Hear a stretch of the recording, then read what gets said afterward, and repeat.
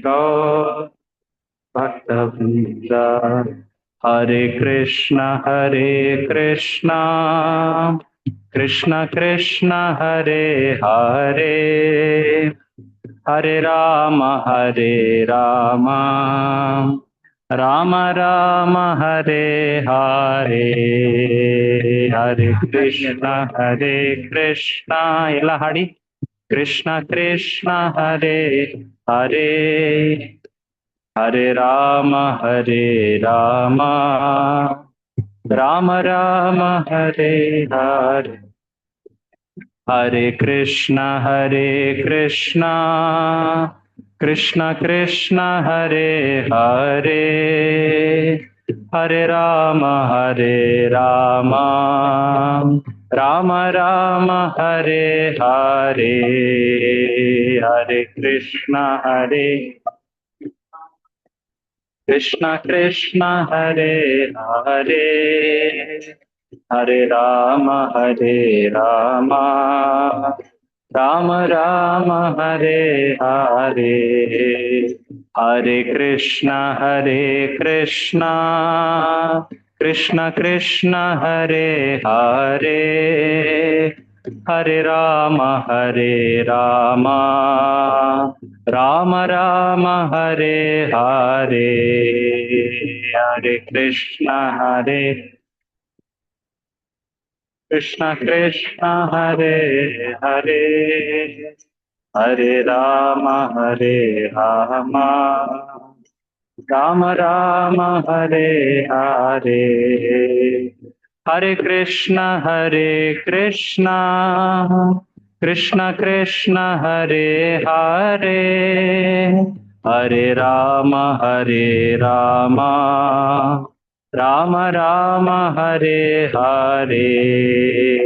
हरे कृष्ण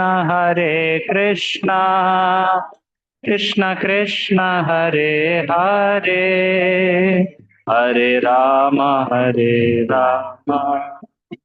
राम राम हरे हरे। हरे कृष्ण कृष्ण कृष्ण हरे हरे, हरे राम राम राम राम हरे हरे। हरे कृष्ण कृष्ण कृष्ण कृष्ण हरे हरे, हरे राम राम राम राम हरे हरे। हरे कृष्ण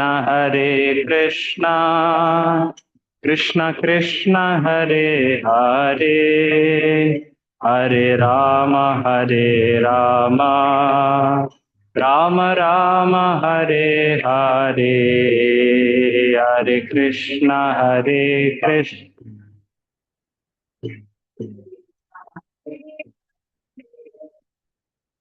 राम राम राम राम हरे हरे। जय प्रभुपद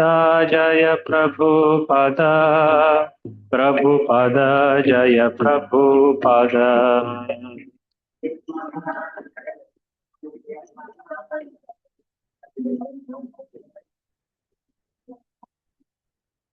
श्री हरिनाम संकीर्तन की जय। श्रीमद् भागवत महापुराण की जय। जगत गुरु श्रील प्रभुपाद की जय। ನನ್ನಿಂದ ಹೇಳಿ, ಓಂ ನಮೋ ಭಗವತೆ ವಾಸುದೇವಾಯ,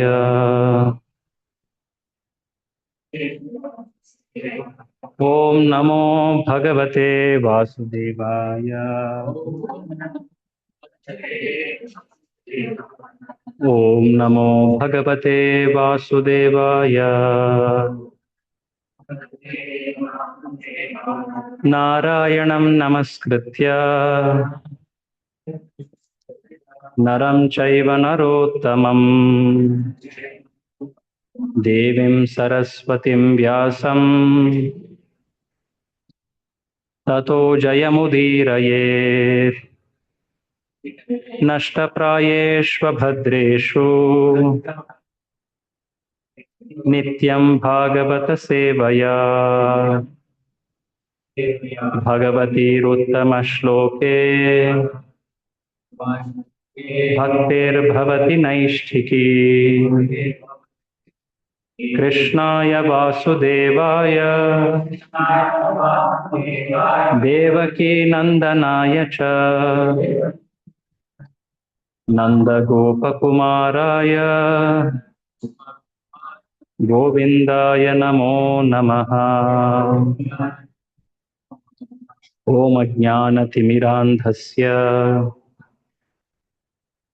ज्ञानाञ्जनशलाकया चक्षुरुन्मीलितं येन तस्मै श्रीगुरवे नमः। नम ॐ विष्णुपादाय कृष्णप्रेष्ठाय भूतले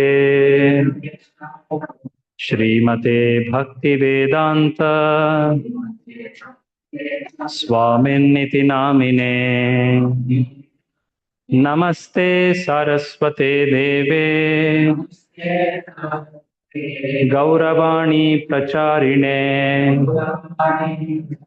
निर्विशेष शून्यवादी पाश्चात्यदेशतारिणे। जय श्री कृष्ण चैतन्य प्रभु नित्यानंद श्री अद्वैत गदाधर श्रीवासादि गौर भक्त वृंद। हरे कृष्णा कृष्णा कृष्णा हरे हरे हरे राम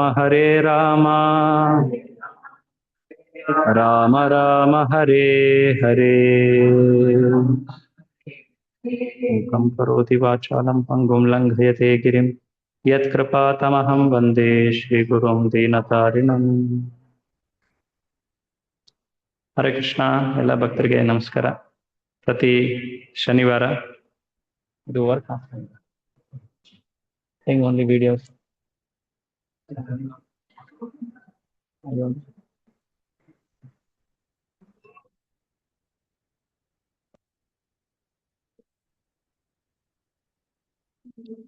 ಹರೇ ಕೃಷ್ಣ.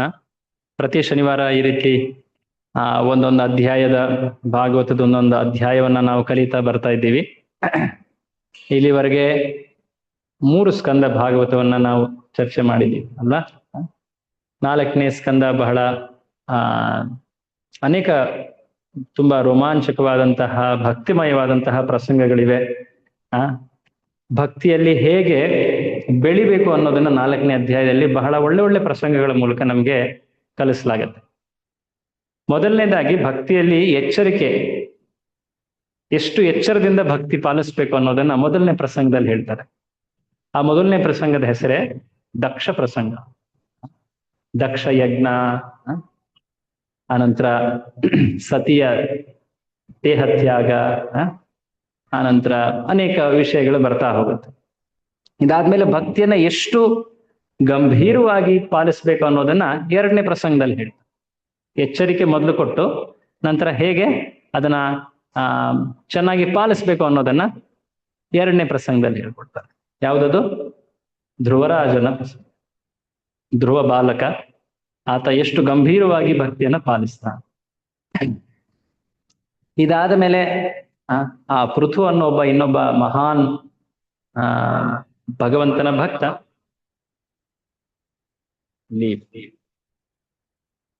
ಆತ ಭಗವಂತನ ಭಕ್ತ, ಅದರ ಜೊತೆಯಲ್ಲಿ ಆತ ವಿಶೇಷವಾಗಿ ಭಗವಂತನ ಪಾಲನ ಶಕ್ತಿಯ ಅವತರಣ. ಸೊ ಆತ ತನ್ನ ವೈಯಕ್ತಿಕ ಜೀವನದ ಮೂಲಕ ಹೇಗೆ ಭಕ್ತನ ಆದರ್ಶ ವ್ಯವಹಾರಗಳಿರಬೇಕು ಅನ್ನೋದನ್ನ ತೋರಿಸ್ಕೊಡ್ತಾರೆ. ಸೊ ಹೀಗೆ ಈ ಒಂದು ಅಧ್ಯಾಯದಲ್ಲಿ ಭಕ್ತಿಯನ್ನ ಹೇಗೆ ಪಾಲಿಸ್ಬೇಕು ಅನ್ನೋದನ್ನ ಮುಖ್ಯ ಪ್ರಸಂಗಗಳ ಮೂಲಕ ಹೇಳ. ಮೊದಲನೇ ಪ್ರಸಂಗವಾದಂತಹ ಈ ದಕ್ಷ ಪ್ರಸಂಗದಲ್ಲಿ ಎಚ್ಚರಿಕೆ ಕೊಡಲಾಗಿದೆ. ಎಚ್ಚರ ಅಲ್ವಾ. ಸೊ ಏನದು ಪ್ರಸಂಗ? ಸರಳ ಶಬ್ದದಲ್ಲಿ ಹೇಳ್ಬೇಕಂದ್ರೆ ದಕ್ಷ ಅತ್ಯಂತ ಶಕ್ತಿಶಾಲಿ ದೇವತೆ, ಒಬ್ಬ ಪ್ರಜಾಪತಿ ಅಂತ ಹೇಳ್ತಾರೆ ಆತನನ್ನು. ಆತ ತನ್ನ ಆ ಅಹಂಕಾರದ ಪ್ರಭಾವದಿಂದಾಗಿ ಒಂದು ದೊಡ್ಡ ಅಪರಾಧವನ್ನು ಎಸಗುತ್ತಾನೆ ಅಲ್ವಾ. ಆ ಅಪರಾಧ ಆತನಿಗೆ ಎಷ್ಟು ದುಬಾರಿ ಆಗುತ್ತೆ. ಮೊದಲನೇದಾಗಿ ಆತನ ಒಂದು ಶರೀರದ ಭಾಗವೇ ಕಳಚಿ ಹೋಗುತ್ತೆ. ನಂತರ ಯಾವುದೋ ಒಂದು ಬೇರೆ ಭಾಗದಿಂದ ಜೀವನ ನಡೆಸ್ತಾನೆ ಬಿಡಿ. ಬಟ್ ಅದಾದ ಮೇಲೂ ಕೂಡ ಮುಂದೆ ಆತನ ಮುಂದಿನ ಜನ್ಮದಲ್ಲೂ ಕೂಡ ಆ ಅಪರಾಧದ ಲಕ್ಷಣಗಳು ಕಾಣಸಿಗ್ತಾ ಹೋಗ್ತವೆ. ಸೊ ಈ ಪ್ರಸಂಗ ಪ್ರಾರಂಭ ಆಗೋದು ಒಂದು ಮಹಾನ್ ದೇವತೆಗಳ ಯಜ್ಞದಲ್ಲಿ. ಯಜ್ಞದ ಸಮಾವೇಶವಾಗ್ತಾ ಇದೆ. ಅಲ್ಲಿ ಅನೇಕ ಬಹಳ ಶಕ್ತಿಶಾಲಿ ದೇವತೆಗಳು, ಋಷಿಗಳು, ಪ್ರಜಾಪತಿಗಳು ಎಲ್ಲ ನೆರೆದಿದ್ದಾರೆ. ಪ್ರಜಾಪತಿಗಳು ಅಂದ್ರೆ ಪ್ರಜೆಯನ್ನ ಉತ್ಪತ್ತಿ ಮಾಡುವಂಥವ್ರು. ಪ್ರಜೆ ಅಂದ ತಕ್ಷಣ ಕೇವಲ ಮನುಷ್ಯರಷ್ಟೇ ಅಲ್ಲ. ಪ್ರಜೆ ಅಂದ್ರೆ ಯಾವೊಂದು ಜೀವಿ ಜನ್ಮ ಪಡೆಯುತ್ತೋ ಪ್ರಜೆ. ಪ್ರಭುಪಾದರು ಹೇಳ್ತಾರೆ, ಇದರಲ್ಲಿ ಪ್ರಾಣಿ, ಪಶು, ಪಕ್ಷಿ, ಸರೀಸೃಪಗಳು, ಎಲ್ಲ ರೀತಿಯ ಜೀವ ಜಂತುಗಳು, ವೃಕ್ಷಗಳಾಗಿರಬಹುದು, ಎಲ್ಲ ಜೀವ ಜಂತುಗಳನ್ನ ಈ ಪ್ರಜಾ ಅನ್ನೋ ಒಂದು ಶಬ್ದದಲ್ಲಿ ಹೇಳಲಾಗಿದೆ. ಸೊ ಈ ಪ್ರಜೆಗಳನ್ನ ಉತ್ಪತ್ತಿ ಮಾಡುವಂಥದ್ದು, ಇದು ಜೀವಿಗಳನ್ನ ಉತ್ಪತ್ತಿ ಮಾಡೋದಂದ್ರೆ ಆತ್ಮವನ್ನ ಉತ್ಪತ್ತಿ ಮಾಡೋದಂತ ಅಲ್ಲ, ಕೇವಲ ಶರೀರವನ್ನ ನಿರ್ಮಿಸಿ ಕೊಡುವಂಥದ್ದು. ಆತ್ಮಕ್ಕೆ ಜನ್ಮ ಇಲ್ಲ, ಆತ್ಮಕ್ಕೆ ಮೃತ್ಯು ಇಲ್ಲ. ಬಟ್ ಆತ್ಮದ ಬಯಕೆಗಳನ್ನ ಈಡೇರಿಸಲಿಕ್ಕೆ ಅದು ಶರೀರವನ್ನ ಪಡಿಬೇಕಾಗತ್ತೆ. ಆ ರೀತಿಯ ಶರೀರಗಳ ಉತ್ಪತ್ತಿಯೇ ಅದು ಈ ಪ್ರಜಾಪತಿಗಳು ಮಾಡುವಂಥದ್ದು. ಸೊ ಈ ಪ್ರಜಾಪತಿಗಳಲ್ಲಿ ಅನೇಕರಿದ್ದಾರೆ. ಮಾರೀಚ, ಈ ರೀತಿಯಾಗಿ ಅನೇಕರು. ಇವರು ಕೂಡ ಬ್ರಹ್ಮನಿಂದನೇ ಉತ್ಪತ್ತಿಯಾದವರು ಇವರೆಲ್ಲರೂ ಕೂಡ. ಇವರಲ್ಲಿ ದಕ್ಷನು ಕೂಡ ಒಬ್ಬ ಬಹಳ ಮುಖ್ಯವಾದಂತಹ ಪ್ರಜಾಪತಿ. ದಕ್ಷ, ಈತನ ಮೂಲಕ ಬ್ರಹ್ಮ ಸೃಷ್ಟಿಯನ್ನ ಇನ್ನಷ್ಟು ವಿಸ್ತಾರ ಮಾಡ್ತಾನೆ.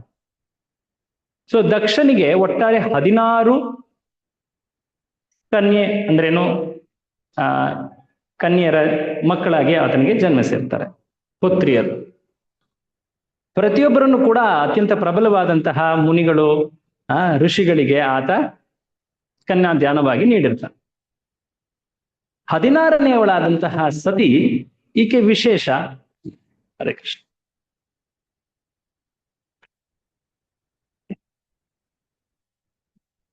ಹರೇ ಕೃಷ್ಣ. 16ನೇ ಪುತ್ರಿಯಾದಂತಹ ಸತಿ, ಈಕೆ ಬ್ರಹ್ಮನ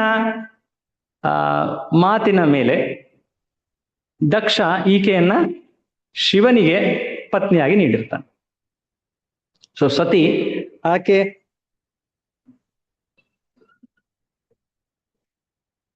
ಸಣ್ಣವಳಾಗಿದ್ದಾಗ ವಿವಾಹವಾಗಿತ್ತು. ಬಟ್ ಆಕೆ ಯಾವುದೇ ಒಂದು ಸಂತಾನಕ್ಕೆ ಜನ್ಮ ನೀಡ್ಲಿಕ್ಕೂ ಮುಂಚೆನೆ ಆಕೆಯ ಕೊನೆ ಆಗುತ್ತೆ. ಅದು ಬಹಳ ಆಶ್ಚರ್ಯದ ಪ್ರಸಂಗ ಆಗಿ ಅದನ್ನ ಮೈತ್ರೇಯನ್ಗೆ ವಿದುರ ಮತ್ತೆ ಪ್ರಶ್ನಿಸ್ತಾನೆ, ಯಾಕೆ ಹೀಗಾಯಿತು? ಸೊ ಆಗ ವಿದುರನ ಆ ಪ್ರಶ್ನೆಯನ್ನ ಕೇಳ್ಬಿಟ್ಟು ಮೈತ್ರೇಯ ಅದನ್ನ ವರ್ಣಿಸ್ತಾ ಹೋಗ್ತಾನೆ. ಒಂದು ದೊಡ್ಡ ಯಜ್ಞದ ಸಮಾವೇಶವಾಗ್ತಾ ಇತ್ತು ಉನ್ನತ ಲೋಕಗಳಲ್ಲಿ. ಅಲ್ಲಿ ಪೂರ್ತಿ ಬ್ರಹ್ಮಾಂಡದ ಅತಿ ಮುಖ್ಯ ವ್ಯಕ್ತಿಗಳು ಅಲ್ಲಿ ಬಂದಿದ್ರು. ಬ್ರಹ್ಮ, ಶಿವ ಇವರೆಲ್ಲರೂ ಬಂದಿದ್ರು. ಎಲ್ಲ ದೇವತೆಗಳು ನೆರೆದಿದ್ರು. ಆದಿತ್ಯರಾಗಿರಬಹುದು, ಋಭುಗಳಾಗಿರಬಹುದು, ಈ ರೀತಿಯಾಗಿ ಅನೇಕ ವರ್ಗದ ದೇವತೆಗಳೆಲ್ಲರೂ ಕೂಡ ಅಲ್ಲಿ ನೆರೆದಿದ್ರು. ಸೊ ಅಲ್ಲಿ ಪ್ರಜಾಪತಿಗಳು ನೆರೆದಿದ್ರು. ವಿಶೇಷವಾಗಿ ದಕ್ಷ ಪ್ರಜಾಪತಿಗಳಲ್ಲಿ ಬಹಳ ಪ್ರಬಲನಾದವು. ಆತ ಅಲ್ಲಿ ಬರ್ತಾನೆ. ಈ ಪ್ರಸಂಗ ಆಗ್ಲಿ ಹಿಂದೆ ಕೇಳಿದ್ದೀರಾ ನೀವು. ಆತ ಅಲ್ಲಿ ಬಂದಾಗ ಎಲ್ಲರೂ ಕೂಡ ಆತನನ್ನ ಗೌರವಿಸ್ತಾ ಎದ್ದು ನಿಂತ್ಕೊಳ್ತಾರೆ. ಬ್ರಹ್ಮ ಆತನ ತಂದೆಯೇ ಆಗಿರೋದ್ರಿಂದ ಆತ ಎದ್ದು ನಿಂತ್ಕೊಳ್ಳುವಂತಹ ಅಗತ್ಯ ಇರಲಿಲ್ಲ. ಬಟ್ ಶಿವ, ಅಲ್ಲಿ ಪಕ್ಕದಲ್ಲೇ ಕುತ್ಕೊಂಡಿರುವಂತಹ ಶಿವ, ಆತ ಎದ್ದು ನಿಲ್ಲಿಲ್ಲ. ಅದನ್ನ ಕಂಡಾಗ ಈ ದಕ್ಷನಿಗೆ ಸಿಟ್ಟು ಬರುತ್ತೆ, ಕೋಪ ಬರುತ್ತೆ. ಅದನ್ನ ಆತ ವರ್ಣಿಸ್ತಾ,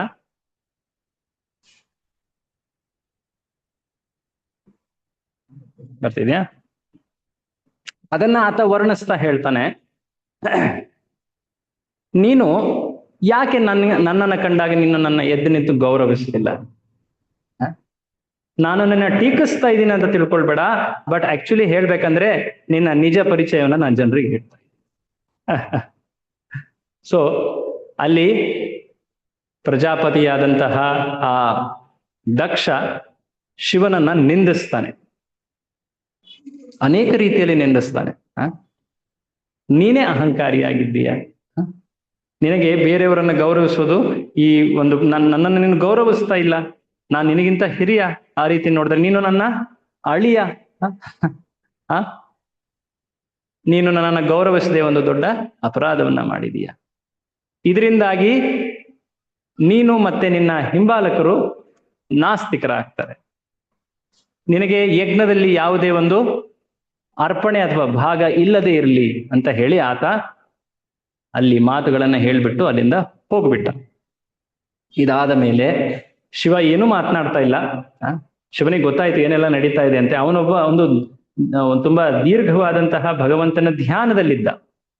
ನೋಡಿ, ಭಗವಂತನ ಧ್ಯಾನದಲ್ಲಿ ಕೂತಾಗ ಭಗವಂತನನ್ನ ಸ್ಮರಿಸ್ತಾ ಇದ್ದಾರೆ, ಭಗವಂತನನ್ನ ಗೌರವಿಸ್ತಾ ಇದ್ದಾರೆ. ಹಾಗಾಗಿ ಅದು ತಪ್ಪಾಗಲಿಲ್ಲ. ಮೊದಲನೇದಾಗಿ ನಾವು ಯಾರನ್ನೇ ಗೌರವಿಸಿದ್ರು ಕೂಡ ಆ ವ್ಯಕ್ತಿಯನ್ನ ಯಾವ ಕಾರಣದಿಂದ ಮೊದಲನೇ ಅಂಶ ಗೌರವಿಸ್ತೀವಿ ಅಂದ್ರೆ, ಆ ವ್ಯಕ್ತಿ ಭಗವಂತನ ನಿವಾಸವಾಗಿದ್ದಾನೆ. ಆತನ ಶರೀರದಲ್ಲಿ ಆತ್ಮ ಇದೆ, ಆತ್ಮದ ಜೊತೆ ಪರಮಾತ್ಮನು ಇದ್ದಾನೆ. ಆ ಪರಮಾತ್ಮನ ನಿವಾಸ ಅಲ್ಲಿ ಇರೋದ್ರಿಂದ ಮೊದಲು ಆ ಶರೀರವನ್ನ ಗೌರವಿಸ್ತೀವಿ.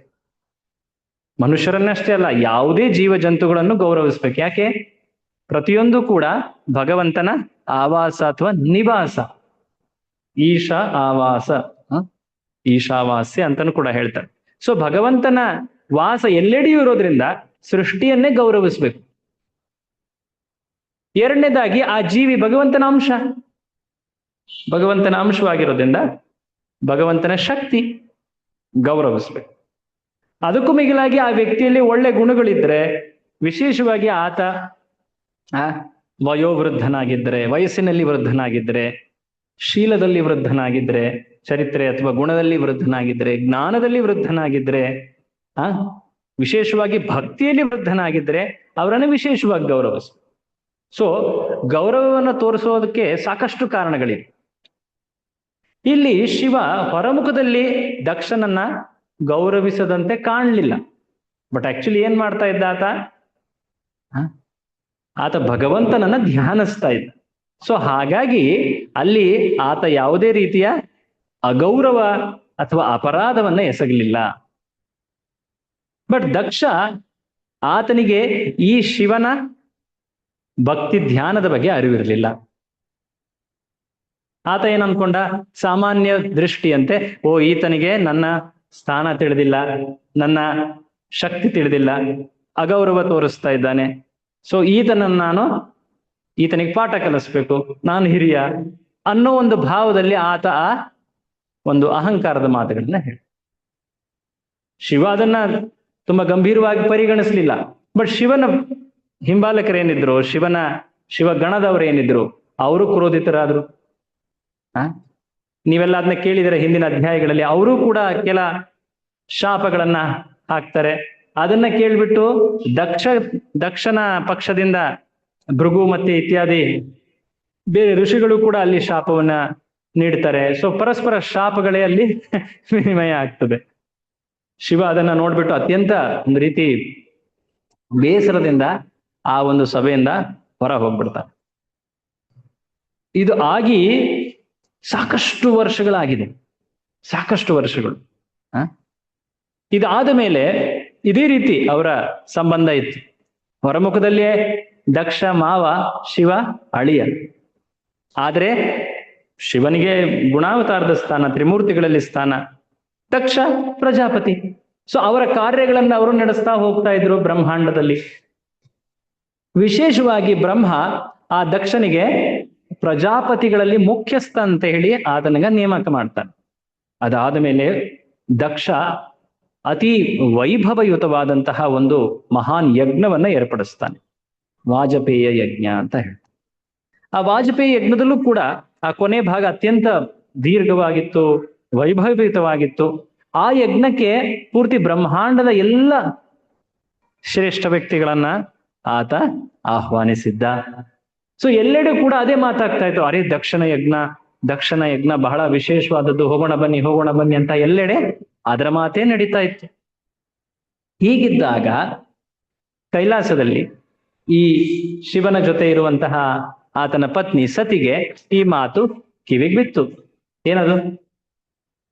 ದಕ್ಷ ಒಂದು ದೊಡ್ಡ ಸಮಾರಂಭವನ್ನು ಏರ್ಪಡಿಸಿದ್ದಾನೆ, ಯಜ್ಞ ಏರ್ಪಡಿಸಿದ್ದಾನೆ, ಅದರ ಕೊನೆಯ ಭಾಗ ಈಗ ಮುಗಿಲಿಕ್ಕೆ ಬರ್ತಾ ಇದೆ. ಸೊ ಅದಕ್ಕೆಲ್ಲರೂ ಹೋಗ್ತಾ ಇದ್ದಾರೆ, ಎಲ್ಲರನ್ನೂ ಕೂಡ ಆತ ಆಹ್ವಾನಿಸಿದ್ದಾನೆ. ವಿಶೇಷವಾಗಿ ನಾನು ಕೂಡ ಬಹಳಷ್ಟು ದಿನದಿಂದ ನನ್ನ ತವರು ಮನೆಗೆ ಹೋಗಿಲ್ಲ, ನನ್ನವರನ್ನ ಕಂಡಿಲ್ಲ, ನನ್ನ ತಾಯಿ, ನನ್ನ ಸೋದರಿಯರು, ನನ್ನ ಬಳಗವನ್ನ ನಾನು ಕಂಡಿಲ್ಲ. ಇದು ಒಂದು ಒಳ್ಳೆ ಅವಕಾಶ, ಕಾರಣ. ಈ ಕಾರಣದಿಂದನಾದ್ರೂ ನಾನು ಹೋಗಿ ಎಲ್ಲರನ್ನು ಭೇಟಿಯಾಗಿ ಬರ್ತೀನಿ. ಸೊ ಆಕೆ ತನ್ನ ಇದನ್ನ ಅಲ್ಲಿ ಮುಂದಿಡ್ತಾಳೆ. ಏನಂತ? ತನ್ನ ಇಚ್ಛೆಯನ್ನ ಗಂಡನಿಗೆ ಹೇಳ್ತಾಳೆ. ಸೊ ಆಗ ಶಿವ ಆಕೆಗೆ ವಿಶೇಷವಾಗಿ ಕೆಲ ಮಾತುಗಳನ್ನ ಹೇಳ್ತಾನೆ. ಅದಕ್ಕೂ ಮುಂಚೆ ಆಕೆ ಕೇಳ್ತಾಳೆ, ಯಾವ್ಯಾವ ಕಾರಣಗಳಿಂದ ನಾನು ಅಲ್ಲಿಗೆ ಹೋಗ್ಲಿಕ್ಕೆ ಬಯಸ್ತೀನಿ. ಆಕೆ ಕೇಳ್ತಾ ಇದ್ದಾಳೆ. ಏನ್ ಕೇಳ್ತಾಳೆ ನೋಡಿ. ಮೊದಲನೇದಾಗಿ ಆಕೆ ಹೇಳ್ತಾಳೆ, ನನ್ನವರನ್ನ ನಾನು ಕಾಣಬೇಕು, ನನ್ನವರನ್ನ ಬಹಳಷ್ಟು ದಿನದಿಂದ ನಾನು ಭೇಟಿಯಾಗಿಲ್ಲ, ಹಾಗಾಗಿ ನಾನು ಅವರನ್ನ ಭೇಟಿಯಾಗ್ಲಿಕ್ಕೆ ಹೋಗ್ತೀನಿ. ಎರಡನೇದಾಗಿ ಹೇಳ್ತಾಳೆ, ಇದು ಸಾಮಾನ್ಯ ಜಸ್ಟ್ ಭೇಟಿ ಅಲ್ಲ, ಅಲ್ಲೊಂದು ಬಹಳ ಮುಖ್ಯವಾದಂತ ಸಮಾರಂಭ ನಡೀತಾ ಇದೆ. ಹಬ್ಬದ ಸಮಯದಲ್ಲಿ ತಮ್ಮವರನ್ನ ಕಾಣಕ್ ಹೋಗೋದು ವಾಡಿಕೆ ಅಲ್ವಾ? ಸೊ ಹೋಗಿ ಬರ್ತೇನೆ. ಮೂರನೇದಾಗಿ ಆಕೆ ಹೇಳ್ತಾಳೆ, ನೀನೇನಾದ್ರೂ ಯೋಚನೆ ಮಾಡ್ತಾ ಇದ್ರೆ, ನಮಗೇನು ಆಮಂತ್ರಣ ಬಂದಿಲ್ಲ, ಇನ್ವಿಟೇಷನ್ ಬಂದಿಲ್ಲ, ಹಾಗಾಗಿ ಹೋಗ್ಬೇಕೋ ಬೇಡವೋ, ಬಟ್ ನಮ್ಮವ್ರ ಮನೆಗೆ ಹೋಗ್ಲಿಕ್ಕೆ ಇನ್ವಿಟೇಷನ್ ಯಾಕೆ ಬೇಕು? ತಂದೆ ಮನೆಗೆ ಅಥವಾ ಬಹಳ ಆಪ್ತರ ಮನೆಗೆ, ಸ್ನೇಹಿತರ ಮನೆಗೆ ಯಾವುದೇ ಆಹ್ವಾನವಿಲ್ಲದೆ ಕೂಡ ಹೋಗಬಹುದು. ಇಲ್ಲಾಂದ್ರೆ ಎಲ್ಲಿ ವ್ಯಕ್ತಿಗೆ ಆಹ್ವಾನವಿಲ್ವೋ ಅಲ್ಲಿ ಏನಿರೋದಿಲ್ಲ, ಗೌರವ ಕೂಡ ಇರೋದಿಲ್ಲ. ಸೊ ಆ ನೆಪದಲ್ಲಿ ನಾನು ಹೋಗದೆ ಇರೋದು ಸರಿಯಲ್ಲ, ಯಾಕೆಂದ್ರೆ ಇವ್ರು ನನ್ನವರು, ಇನ್ವಿಟೇಷನ್ ಎಲ್ಲ ಯಾಕೆ? ಅಷ್ಟೇ ಅಲ್ಲದೆ ಆಕೆ ಹೇಳ್ತಾಳೆ, ನೀವೇನೋ ಇಷ್ಟೊಂದು ವರ್ಷಗಳಾದ್ರೂ ಕೂಡ ಮಾವ ನನ್ನ ಹೆಂಡತಿಯ ಕಡೆಯವರು ಅಂತ ಏನೋ ಪರಿಗಣಿಸದೆ ಅವರಿಂದ ನಿರ್ಲಿಪ್ತರಾಗಿದ್ದೀರಾ, ಬಟ್ ನಾನೊಬ್ಳು ಮಹಿಳೆ, ನಾನು ಹಾಗಿರ್ಲಿಕ್ಕೆ ಆಗೋದಿಲ್ಲ.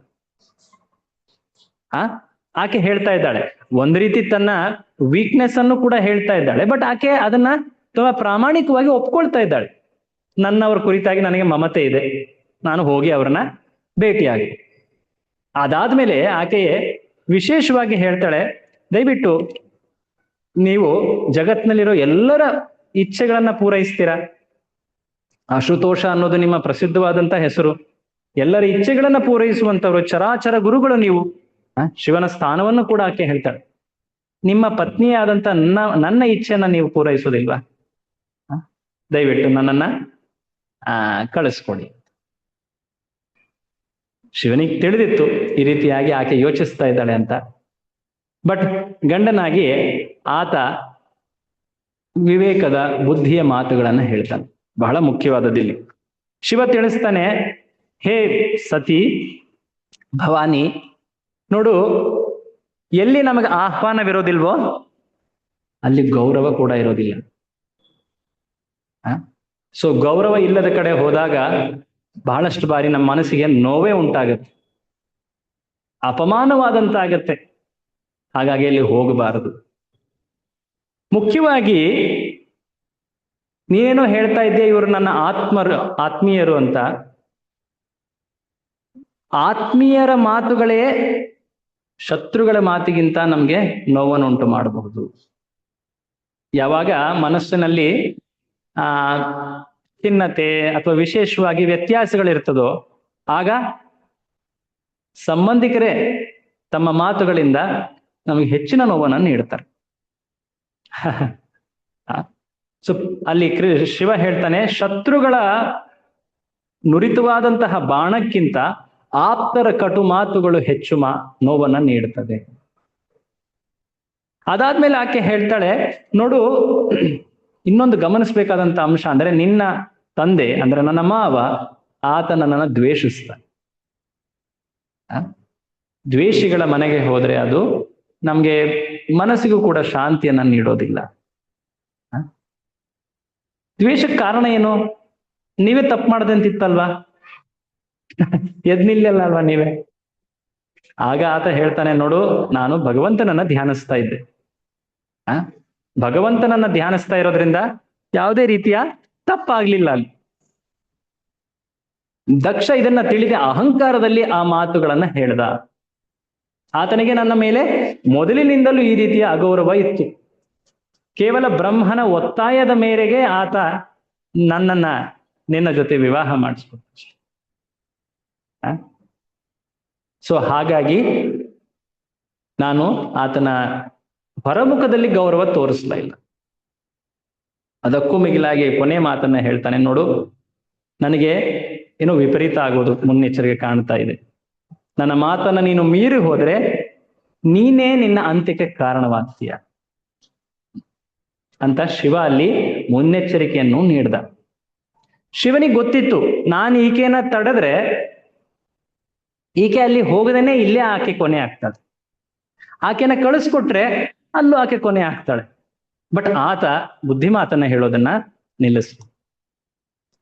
ಇಲ್ಲಿ ಬಹಳ ಕಲಿಬೇಕಾದಂತ ಅಂಶ ಅಂದ್ರೆ, ವ್ಯಕ್ತಿಯ ಮನಸ್ಸಿನಲ್ಲಿ ಆಸಕ್ತಿಗಳು ಕೆಲವೊಮ್ಮೆ ಆ ವ್ಯಕ್ತಿಯನ್ನೇ ಮುಜುಗರಗೊಳಿಸ್ತವೆ.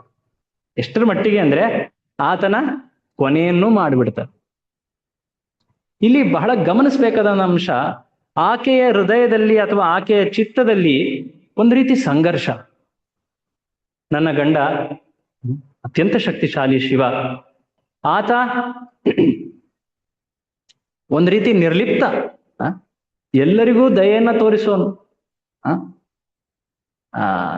ಆತನನ್ನ ಅಫ್ಕೋರ್ಸ್ ಆ ಮಾತಿನಲ್ಲಿ ಅಲ್ಲಿ ಹೇಳಿದ ಅತ್ಯಂತ ಶ್ರೇಷ್ಠ ಜೀವಿ ಅಂತ, ಬಟ್ ಆಕ್ಚುಲಿ ಆತ ಜೀವಿಗಳಿಗಿಂತ ಮಿಗಿಲಾದವನು. ಶಿವನನ್ನ ಜೀವಿ ಅಂತ ಪರಿಗಣಿಸೋದಿಲ್ಲ. ಶಿವನನ್ನ ಒಂದು ವಿಶೇಷ ವರ್ಗದಲ್ಲಿಯೇ ಇರಿಸಲಾಗುತ್ತೆ, ಶಂಭು ತತ್ವ ಅಂತ ಹೇಳ್ತಾರೆ. ಆತ ವಿಷ್ಣು ತತ್ವವೂ ಅಲ್ಲ, ಜೀವ ತತ್ವವೂ ಅಲ್ಲ. ಸೊ ಆತನನ್ನ ಚರಾಚರ ಗುರು,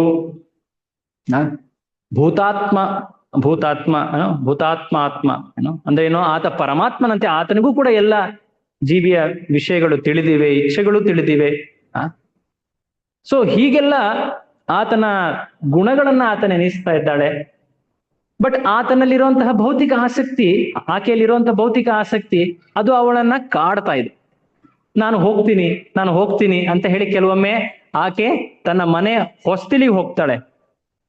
ಹೊಸ್ತಿಲಿಗೆ ಹೋದ್ಮೇಲೆ, ಅರೆ, ನನ್ನ ಗಂಡನ ಮಾತನ್ನ ಮೀರಿ ಹೇಗೆ ಹೋಗುದಂತ ಮತ್ತೆ ಒಳ ಬರ್ತಾಳೆ. ಈ ರೀತಿ ಪದೇ ಪದೇ ಮಾಡ್ತಾ ಇದ್ದಾಳೆ. ಅದೇನ್ ತೋರಿಸ್ತಾ ಇದೆ? ಅವಳ ಮನಸ್ಸಿನಲ್ಲಿ ಆಗ್ತಾ ಇರುವಂತಹ ಆ ಸಂಘರ್ಷವನ್ನ ತೋರಿಸ್ತಾ. ಕೊನೆಗೆ ಅಳುತ್ತಾ ಶಿವನನ್ನ ನೋಡ್ತಾಳೆ. ಅವಳ ಕಣ್ಣಲ್ಲಿ ನೀರು ಬರುತ್ತೆ, ಒಂದ್ ರೀತಿ ಕೋಪ. ಬಟ್ ಏನ್ ಮಾಡೋದು? ಆತನ್ ಹೇಳಿರುವಂತ ಮಾತಲ್ಲಿ ಯಾವ್ದಾದ್ರು ತಪ್ಪಿದೆಯಾ? ಇಲ್ಲ. ಬಟ್ ಆಕೆ ಆಸಕ್ತಿ ಆಕೆಯನ್ನ ಹೊರ ದಬ್ಬುತ್ತಾ ಇದೆ. ಕೊನೆಗೆ ಅಳ್ತಾ ಆಕೆ ಹೊಸ್ತಿಲನ್ನ ದಾಟಿ ಮನೆಯಿಂದ ಹೊರಟು. ಶಿವನಿಗೆ ಗೊತ್ತಿತ್ತು ಭೌತಿಕ ಆಸಕ್ತಿಗಳು ಹೇಗೆ ವ್ಯಕ್ತಿಯನ್ನ ಕೈಗೊಂಬೆಯಾಗಿಸ್ಬಿಡ್ತವೆ ಅಂತ. ಸೊ ಹೀಗೆ ಇಲ್ಲಿ ಆಕೆ ಮನೆ ದಾಟಿ ಹೊರ ಹೋದಾಗ ಶಿವ ಇದನ್ನ ಗಮನಿಸಿ ಆಕೆಯನ್ನ ಏಕಾಂಗಿಯಾಗಿ ಕಳಿಸ್ದೆ. ಆಕೆಯ ರಕ್ಷಣೆಗೆ ಅಂತ ತನ್ನ ಗಣಗಳಿಗೆ ಇಂಗಿತ ಮಾಡ್ತಾನೆ. ಇಂಗಿತ ಮಾಡ್ಲಿಕ್ಕೂ ಮುಂಚೆ ತನ್ನ ಗಣಗಳು ಅಥವಾ ತನ್ನ ಸಹಚರರು ಏನಿದ್ರು ಅವರಿಗೆ ಈ ಮಾತು ತಿಳಿದು ಅವರೇ ಎಲ್ಲರೂ ಕೂಡ ಆ ಸತಿಯನ್ನ ಹಿಂಬಾಲಿಸ್ತಾ ಆಕೆಯ ರಕ್ಷಣೆಗೆ ಅಂತ ಹೇಳಿ ಹೋಗ್ತಾರೆ. ಸೊ ಹೀಗೆ ಆಕೆ ಬಂದಿದ್ದಾಳೆ. ಈಗ ಎಲ್ಲಿಗೆ ಬಂದಿದ್ದಾಳೆ? ದಕ್ಷನ ಯಜ್ಞದ ಸಮಾರಂಭಕ್ಕೆ ಬಂದಿದ್ದಾಳೆ. ಅಲ್ಲಿ ಈ ಒಂದು ವಿಶೇಷವಾದಂತಹ ಪ್ರಸಂಗ ಪ್ರಾರಂಭ ಆಗ್ತಾ ಇರುತ್ತೆ. ಸೊ ಆ ಯಜ್ಞದಲ್ಲಿ ಆಕೆ ಅಲ್ಲಿ ಬರ್ತಾಳೆ. ಹೊರಮುಖದಲ್ಲಿ ದಕ್ಷ ಆಕೆಯನ್ನ ಗಮನಿಸ್ತಾನೂ ಇಲ್ಲ. ಆಕೆ ತನ್ನ ತಾಯಿ ಬಳಿ ಹೋಗ್ತಾಳೆ. ಅವರೆಲ್ಲರೂ ಕೂಡ ಆಕೆಯನ್ನ ಅತ್ಯಂತ ಮಮತೆಯಿಂದ ಅಕ್ಕರೆಯಿಂದ ಒಳ ಕರ್ಕೊಳ್ತಾರೆ. ಆಕೆ ಅಕ್ಕ ತಂಗಿಯರು ಅವ್ರನ್ನ ಭೇಟಿ ಆಗ್ತಾರೆ. ಬಟ್ ಅವ್ರಿಗೂ ಹೆದರಿಕೆ ಮನಸ್ಸಿನಲ್ಲಿ, ಅಯ್ಯೋ ನಮ್ಮ ತಂದೆ ನನ್ನ ಗಂಡನ ವಿರುದ್ಧ ನಾನು ಈ ರೀತಿಯಾಗಿ ನಡ್ಕೊಂಡ್ರೆ ಆತ ಕೋಪಿಷ್ಠನಾಗ್ತಾನೆ ಅಂತೇಳಿ ಅವರು ಹೊರಮುಖದಲ್ಲಿ ತಮ್ಮ ಪ್ರೀತಿ ಅಕ್ಕರೆಯನ್ನ ತೋರಿಸ್ತಾ ಇಲ್ಲ, ಮನಸ್ಸಿನಲ್ಲಿದೆ. ಯಾಕೆಂದ್ರೆ ಮುಖ್ಯವಾಗಿ ದಕ್ಷನೇ ಅಷ್ಟೊಂದು ಕ್ರೋಧಿತನಾಗಿದ್ದಾನೆ. ಒಂದು ರೀತಿ ಆಕೆಗೆ ಅಸಡ್ಡೆಯನ್ನ ತೋರಿಸ್ತಾ ಇದ್ದಾನೆ. ನೋಡಿ, ಒಂದು ಅಪಮಾನದ ಮಾತು ಹೇಳಿದ್ರೆ ಅಟ್ಲೀಸ್ಟ್ ಗುರುತಿಸ್ತಾ ಇದ್ದೀವಿ ಆ ವ್ಯಕ್ತಿ ಬಂದಿದ್ದಾನೆ ಅಂತ. ಬಟ್ ಪೂರ್ತಿ ಅಸಡ್ಡೆ ಮಾಡ್ಬಿಟ್ರೆ ಅದು ಇನ್ನೂ ನೋವು ಉಂಟು ಮಾಡುವಂಥದ್ದು. ಸೊ ಆಕೆ ಗಮನಿಸ್ತಾ ಇದ್ದಾಳೆ, ದಕ್ಷ ನನ್ನನ್ನ ಗುರುತಿಸ್ಲೇ ಇಲ್ಲ.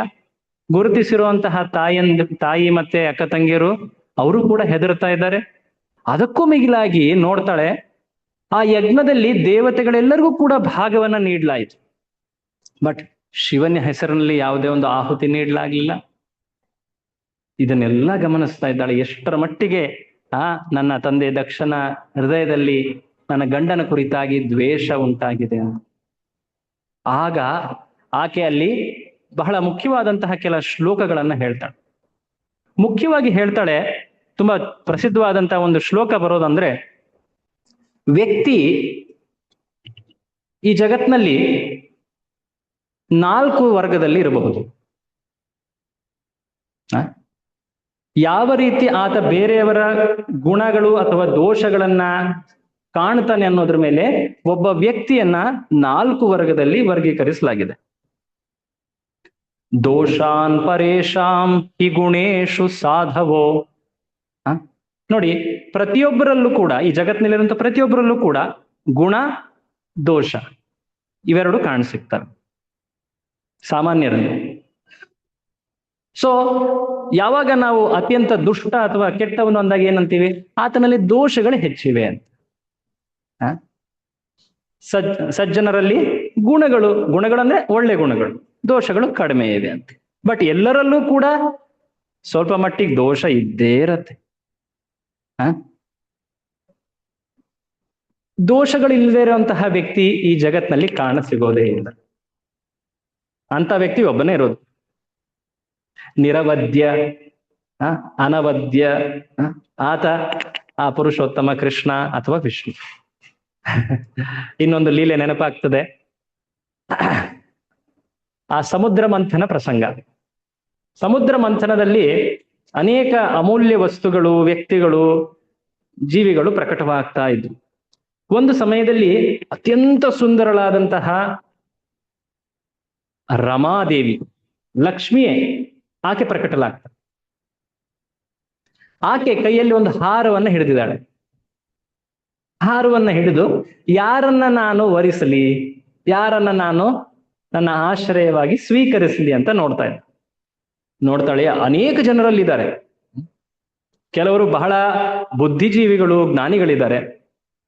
ಬಟ್ ಜ್ಞಾನಿಗಳಾದವರಲ್ಲಿ ಆಕೆ ನೋಡ್ತಾಳೆ, ಇವರು ಒಂದು ರೀತಿ ಅಹಂಕಾರಿಗಳಾಗಿ. ಜ್ಞಾನ ಇದ್ರೆ ಅಲ್ಲಿ ಅಹಂಕಾರದ ದೋಷ ಕಾಣಿಸುತ್ತದೆ. ಅತ್ಯಂತ ಜ್ಞಾನಿಗಳಾಗಿದ್ರೆ ಅವರು ಕೆಲವೊಮ್ಮೆ ಕಟು ಹೃದಯದವರಾಗ್ಬಿಟ್ಟಿರ್ತಾರೆ, ನಿರ್ಲಿಪ್ತರಾಗ್ಬಿಟ್ಟಿರ್ತಾರೆ. ಕೆಲವರು ತಪಸ್ವಿಗಳಿದ್ದಾರೆ, ಆದ್ರೆ ಅವರಲ್ಲಿ ಕ್ರೋಧ ಕಾಣಿಸಿಕ್ತಾ ಇದೆ. ಕೆಲವರಲ್ಲಿ ಅತ್ಯಂತ ವೈಭವಗಳು ಅಂದ್ರೇನು, ಐಶ್ವರ್ಯಗಳಿವೆ. ಅವರಲ್ಲಿ ಭೌತಿಕ ಇಚ್ಛೆಗಳನ್ನುವಂಥ ದೋಷ ಕೂಡ ಇದೆ. ಸೊ ಹೀಗೆ ಆಕೆ ಅನೇಕರನ್ನ ಗಮನಿಸ್ತಾಳೆ. ಇಂದ್ರ, ಚಂದ್ರ, ವರುಣ, ಋಷಿಗಳು ಎಲ್ಲರನ್ನ ಗಮನಿಸಿದಾಗ ಎಲ್ಲರಲ್ಲೂ ಕೂಡ ಒಂದಲ್ಲ ಒಂದು ದೋಷ ಇದ್ದೇ ಇತ್ತು. ದೋಷವಿಲ್ಲದೆ ಇರುವಂತಹ ವ್ಯಕ್ತಿ ಆಕೆಗೆ ಯಾರು ಸಿಗಲೇ ಇಲ್ಲ ಅಲ್ಲಿ. ಕೊನೆಗೆ ಅಲ್ಲಿದ್ದಂತಹ ಶ್ರೀಹರಿಯನ್ನ ನೋಡ್ತಾಳೆ. ಆದ್ರೆ ಶ್ರೀಹರಿ ಕೃಷ್ಣ ಅಥವಾ ವಿಷ್ಣು, ಆತನಿಗೆ ಆಕೆಯ ಮೇಲೆ ನಿರೀಕ್ಷೆ ಇಲ್ಲ. ಆತ್ಮರಾಮದುಷ್ಟ. ಆತನನ್ನ ಮೊರೆ ಇಟ್ಟು ಆತನನ್ನ ಆಶ್ರಯವಾಗಿ ಸ್ವೀಕರಿಸ್ತ. ಈ ಒಂದು ಸಣ್ಣ ಪ್ರಸಂಗದಲ್ಲಿ ತಿಳಿಯೋದೇನಂದ್ರೆ, ಈ ಜಗತ್ನಲ್ಲಿರುವಂತಹ ಪ್ರತಿಯೊಬ್ಬ ಇಷ್ಟಾದ್ರೂ ದೋಷ ಇದ್ದೇ ಇದೆ. ಆ ಕೃಷ್ಣನಲ್ಲಿ ಅಥವಾ ಕೃಷ್ಣನ ಶುದ್ಧ ಭಕ್ತರಲ್ಲಿ ದೋಷಗಳಿಲ್ಲ. ಸೊ ಇಲ್ಲಿ ಈ ಶ್ಲೋಕ ಏನು ಸತಿ ಹೇಳ್ತಾ ಇದ್ದಾಳೆ, ಈ ಜಗತ್ತಿನಲ್ಲಿರುವಂತಹ ಜನರನ್ನ 4 ದೃಷ್ಟಿಕೋನದಲ್ಲಿ ನೋಡಬಹುದು. ಆ ದೃಷ್ಟಿಕೋನಗಳೇ 4 ವರ್ಗಗಳು. ಯಾವುದದು? ಮೊದಲನೇದಾಗಿ ಹೋಯ್ತು ಅನ್ಸುತ್ತಿದ ಸಮಥಿಂಗ್ ಇಸ್ ಮೊದಲನೇದಾಗಿ ಸತ್ಪುರುಷರು ಅಥವಾ ಸಾಧುಗಳು. ಅವ್ರೇನ್ ಮಾಡ್ತಾರೆ, ಇವರಲ್ಲಿ ಗುಣವಿದೆ, ಗುಣವಾಗಿ ಪರಿವರ್ತಿಸಬಹುದು. ಅವರಲ್ಲಿ ಕೆಲವರಲ್ಲಿ ಕೆಟ್ಟ ಗುಣಗಳಿದ್ರು ಕೂಡ ಅವುಗಳನ್ನ ಒಳ್ಳೆಯ ಗುಣಗಳಾಗಿ ಪರಿವರ್ತಿಸಬಹುದು ಅಂತ ನೋಡ್ತಾರೆ. ಅದು ಮೊದಲನೇ ದೃಷ್ಟಿ. ಎರಡನೇವ್ರು ಏನ್ ಮಾಡ್ತಾರೆ, ಕಾಣಿಸ್ತಾ ಇದೆಯಾ? ಎರಡನೇವ್ರು ಏನ್ ಮಾಡ್ತಾರೆ, ಅವರು ಬೇರೆಯವರಲ್ಲಿರುವಂತಹ ಒಳ್ಳೆ ಗುಣಗಳನ್ನ ನೋಡ್ತಾರೆ, ದೋಷಗಳನ್ನ ನೋಡೋದೇ ಇಲ್ಲ. ಮೊದಲನೇವರು ದೋಷ ನೋಡ್ತಾರೆ, ಆ ದೋಷ ಗುಣವಾಗಿ ಪರಿವರ್ತನೆ ಆಗಬಹುದು ಅನ್ನೋ ಒಂದು ದೃಷ್ಟಿಯಲ್ಲಿ ಕಾಣ್ತಾರೆ. ಎರಡನೇವರು ಅವರು ಗುಣಗಳನ್ನ ನೋಡ್ತಾರೆ, ದೋಷ ನೋಡೋದಿಲ್ಲ. ಇನ್ನು ಕೆಲವರು ಅತಿ ಸ್ವಲ್ಪ ಗುಣ ಇದ್ರು, ಒಳ್ಳೆ ಗುಣ ಇದ್ರು ಕೂಡ ಅದನ್ನ ಹೆಚ್ಚಾಗಿ ಕಾಣ್ತಾರೆ. ಕಿಂಚಿತ್ ಒಳ್ಳೆ ಗುಣ ಇದ್ರು ಕೂಡ ಅದನ್ನ ತುಂಬಾ ಒಳ್ಳೆ ಗುಣದವರು ಇವರು ಅಂತ ಹೇಳ್ತಾರೆ. ಅದು ಬಹಳ ಅಪರೂಪದ ಜನ. ಇನ್ನೂ ಅಪರೂಪದ ಜನ ಅಂದ್ರೆ ಅಲ್ಲಿ ಯಾವುದೇ ಗುಣನೇ ಇಲ್ಲ, ಆದ್ರೂ ಕೂಡ ಅವರ ದೃಷ್ಟಿ ಎಷ್ಟು ಶುದ್ಧವಾಗಿದೆ ಅಂದ್ರೆ ಅಲ್ಲೂ ಕೂಡ ಒಳ್ಳೆ ಗುಣ ಕಾಣುತ್ತೆ. It got disconnected. Okay, I will ಇಲ್ಲ ಇಲ್ಲ ನೆಟ್ವರ್ಕ್ ಹೋಯ್ತದೆ, ಇರ್ಲಿ, ಇಟ್ಸ್ ಓಕೆ. ಸೊ ಹೀಗೆ ಆಕೆ ಹೇಳ್ತಾಳೆ, ಈ ರೀತಿಯಾದಂತಹ 4 ವರ್ಗಗಳು. ಏನದು? ಒಳ್ಳೆಯ ಜನ, ಸಾಧು ಪುರುಷರು. ಸಾಧು ಅಂದ್ರೆ ಒಳ್ಳೆಯವರು ಅಂತ, ಸಂಸ್ಕೃತದಲ್ಲಿ ಸಾಧು ಅಂದ್ರೆ ಒಳ್ಳೆಯವರು ಅಂತ. ಸಾಧು, ಸಾಧ್ವಿ. ಸಾಧು ಅಂದ್ರೆ ವಿರಕ್ತರೇ ಆಗಬೇಕಂತ ಏನಿಲ್ಲ. ಒಳ್ಳೆ ಯಾವುದೇ ಒಂದು ಮಾತಾಗಿರ್ಬಹುದು, ವಿಚಾರ ಆಗಿರ್ಬಹುದು, ಕಾರ್ಯ ಆಗಿದ್ರು, ಆ ಕಾರ್ಯ ನಡೆದ್ರೆ ಅಥವಾ ಮಾತಾಡಿದ್ರೆ ಸಾಧು ಸಾಧು ಅಂತ ಹೇಳ್ತಾರೆ. ಅಂದ್ರೆ ಏನು? ಬಹಳ ಒಳ್ಳೆ ಮಾತು, ಬಹಳ ಒಳ್ಳೆ ಕಾರ್ಯ ಮಾಡಿದ್ರೆ. ಸೊ ಸಾಧು ಪುರುಷರು ಅವ್ರೇನ್ ಮಾಡ್ತಾರೆ, ದೋಷಗಳನ್ನ ಕಾಣ್ತಾರೆ, ಬಟ್ ದೋಷ ಒಳ್ಳೆ ಗುಣ ಆಗ್ಬಹುದು ಅನ್ನೋ ಒಂದು ಸಾಧ್ಯತೆಯಲ್ಲಿ ನೋಡ್ತಾರೆ. ಎರಡನೇವರು ಅವರು ಸ್ವಲ್ಪ ಪ್ರಗತರು, ಅವ್ರೇನ್ ಹೇಳ್ತಾರೆ, ಅಲ್ಲಿರೋದು ಕೇವಲ ಒಳ್ಳೆ ಗುಣಗಳೇ, ದೋಷಗಳೇನು ಇಲ್ಲ ಅಂತ. ಮೂರನೇವರು ಗುಣಗಳು ಕೂಡ ಏನೋ ಕಿಂಚಿತಿದ್ರು ಕೂಡ ಅದನ್ನ ಹೆಚ್ಚಾಗಿ ಕಾಣ್ತಾರೆ. ನಾಲ್ಕನೇವರು ಗುಣನೂ ಇಲ್ಲ, ಯಾವುದೇ ಗುಣ ಇಲ್ಲ, ಆದ್ರೂ ಕೂಡ ಒಳ್ಳೆಯ ಗುಣಗಳು ಅಂತ ಹೇಳಿ ಅವರು ಕಾಣ್ತಾರೆ, ಯಾಕಂದ್ರೆ ಅವರ ದೃಷ್ಟಿ ಅಷ್ಟು ಪರಿಶುದ್ಧವಾಗಿದೆ. ಸೊ ಸತಿ ಹೇಳ್ತಾಳೆ, ನನ್ನ ಗಂಡನಾದಂತಹ ಶಿವ ಈ ಕೊನೆ ವರ್ಗದವನು. ಜೀವಿಗಳಲ್ಲಿ ಯಾವುದೇ ಒಳ್ಳೆ ಗುಣಗಳು ಇಲ್ಲ ಅಂದ್ರೂ ಕೂಡ ಆತ, ಯಾಕಂದ್ರೆ ಭಗವಂತನ ಭಕ್ತಿಯಲ್ಲಿ ಅಷ್ಟು ನಿರತನಾಗಿದ್ದಾನೆ, ಎಲ್ಲರನ್ನು ಕೂಡ ಭಗವಂತನ ಅಂಶ ಅಂತ ನೋಡ್ತಾ ಇದ್ದಾನೆ. ಅವರನ್ನು ಗೌರವಿಸ್ತಾ ಆತ ಭಕ್ತಿ ನೀಡ್ಲಿಕ್ಕೆ ಅಂತ ಹೇಳಿ ಅವರಲ್ಲೂ ಕೂಡ ಒಳ್ಳೆ ಗುಣ ನೀಡ್ಬಿಟ್ಟು ಅವರಿಗೆ ಇದನ್ನ ನೀಡ್ತಾನೆ. ನೀವೆಲ್ಲ ಕೇಳಿರ್ಬೋದು, ಬಹಳ ಕಥೆಗಳಿವೆ ಶಿವನ ಭಕ್ತರ ಬಗ್ಗೆ. ಕಣ್ಣಪ್ಪ ಕೇಳಿದಿರಾ? ನಾವೆಲ್ಲ ಸಣ್ಣವರಿದ್ದಾಗ ಕೇಳ್ತಾ ಇದ್ವಿ, ಬೇಡರ ಕಣ್ಣಪ್ಪ ಅಂತ. ಈ ರೀತಿಯಾಗಿ ಸಾಕಷ್ಟು ಬಂದಿದ್ದಾವೆ. ಅಂದ್ರೇನು? ಹೇಗೆ ಶಿವ ದಯಾಮಯ ಅಂತ. ಸೊ ಹೀಗೆ ಶಿವ ಈ ರೀತಿಯಾದಂತ ಅತ್ಯುನ್ನತ ಶ್ರೇಣಿಯ ಸಾಧು ಪುರುಷ. ಆತನ ಕುರಿತಾಗಿ ನಿನ್ನ ದ್ವೇಷ ಏನಿದೆ, ಇದು ಏನನ್ನ ತೋರಿಸುತ್ತೆ ಅಂದ್ರೆ ನಿನ್ನಷ್ಟು ನಿಕೃಷ್ಟನಾದವನು ಯಾರೂ ಇಲ್ಲ. ಅತಿ ಅಧಮ ನೀನು, ಅಸಾಧು ತಮ ಅಂತ ಹೇಳ್ತಾನೆ. ಗೃಹಣಂತಿ ಕೇಚಿನ್ನ ಭವಾದೃಶೋ ದ್ವಿಜ ಗುಣಾಂಶ್ಚ ಫಲ್ಗೂನ್ ಬಹುಲೀಕರಿಷ್ಣವೋ ಮಹತ್ತಮೇಸ್ತಶ್ವ ವಿದದ್ ಭವಾನ್ ಅಘಂ. ಸೊ ಈ ರೀತಿಯಾಗಿ ನೀನು ಕಾಣ್ತಾ ಇದೀಯಾ ನನ್ನ ಗಂಡನಾದಂತಹ ಆ ಮಹಾನ್ ಸದೃಷ್ಟಿ ಉಳ್ಳವನು, ಆತನಲ್ಲಿ ನೀನು ದೋಷವನ್ನ ಕಾಣ್ತಿದ್ಯಲ್ಲ, ನಿನ್ನಷ್ಟು ಅಸಾಧು, ನಿನ್ನಷ್ಟು ಕೆಟ್ಟ ಗುಣದವರು ಇನ್ಯಾರೂ ಇಲ್ಲ. ಅದಾದ ಮೇಲೆ ಆಕೆ ಹೇಳ್ತಾಳೆ, ಈ ರೀತಿಯಾದಂತಹ ನಿನ್ನ ನಿಂದನೆ ಅಪಮಾನವನ್ನ ನಾನು ನೋಡ್ತಾ ಇದ್ದೀನಲ್ಲ, ನನಗೆ ಆ ಶಾಸ್ತ್ರದ ಮಾತು ನೆನಪಾಗ್ತಾ ಇದೆ.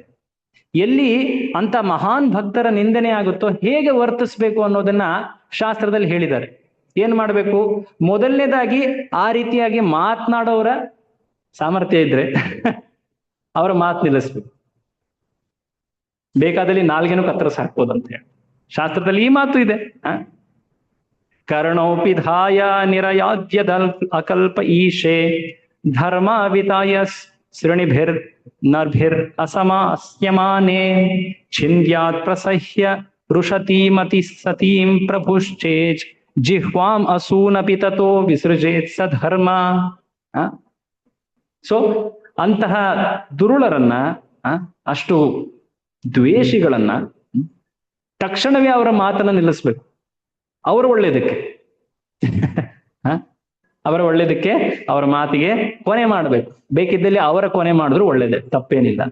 ಈ ರೀತಿಯಾಗೂ ಕೂಡ ಶಾಸ್ತ್ರ ಹೇಳುತ್ತೆ. ಅದನ್ನು ಮಾಡ್ಲಿಕ್ಕೆ ಆಗ್ಲಿಲ್ಲ ಅಂದ್ರೆ ಇನ್ನೊಂದೇನು ಮಾಡಬಹುದು, ಆ ಜಾಗದಿಂದ ನಾವು ಹೊರ ಹೋಗಬೇಕು. ಅವರ ಮಾತನ್ನ ನಿಲ್ಲಿಸ್ಬೇಕು, ಅವರನ್ನ ಸೋಲಿಸ್ಬೇಕು, ಅಥವಾ ಆ ಜಾಗದಿಂದ ಹೊರ ಹೋಗಬೇಕು. ಇದನ್ನೂ ಮಾಡ್ಲಿಕ್ಕೆ ಆಗ್ಲಿಲ್ಲ ಅಂದ್ರೆ ವ್ಯಕ್ತಿ ಆತ ತನ್ನನ್ನೇ ತಾನು ಕೊನೆ ಮಾಡ್ಕೊಂಡು. ಯಾಕೆಂದ್ರೆ ಅಂತಹ ಮಹಾನ್ ಭಕ್ತರ ನಿಂದನೆಯನ್ನ ಕೇಳ್ತಾ ವ್ಯಕ್ತಿ ಇದ್ರೂ ಕೂಡ ಅದು ಕೂಡ ಒಂದು ದೊಡ್ಡ ದೋಷವಾಗ್ತದೆ. ಅಪರಾಧದಲ್ಲಿ ಸುಮ್ಮನೆ ಇರುವುದು ಕೂಡ ಅದು ಕೂಡ ಒಂದು ದೋಷ ಆಗ್ತದೆ. ನೆನಪಿರಬಹುದು ನಿಮಗೆ, ಆ ಅಸತ್ ಸಭೆ, ಆ ಹಸ್ತಿನಾಪುರದ ದ್ರೌಪದಿಯ ವಸ್ತ್ರಹರಣದ ಸಮಯದಲ್ಲಿ ಕೆಲವರು ಮಾತನಾಡ್ಲಿಲ್ಲ, ಬಟ್ ಅದೇ ಅವರ ದೋಷ ಆಯ್ತು. ಅರ್ಥ ಆಗ್ತಾ ಇದೆಯಾ? ಸೊ ಎಲ್ಲಿ ಆ ರೀತಿಯಾಗಿ ನಿಂದನೆ, ಅಪಮಾನ ಅದು ಮಹಾನ್ ಭಕ್ತರ ಕುರಿತಾಗಿ ಆಗುತ್ತೋ ಆ ಮಾತನ್ನ ತಡೆ ಹಿಡಿಬೇಕು, ಇಲ್ಲ ಅಂದ್ರೆ ಆ ಜಾಗದಿಂದ ಹೊರ ನಡಿಬೇಕು. ಆ ನಿಂದನೆಯಲ್ಲಿ ನಾವೆಂದೂ ಕೂಡ ಏನ್ ಹೇಳ್ತಾರೆ, ಮೌನದಲ್ಲಿ ಕೂಡ ಕೂತಿರಬಾರದು.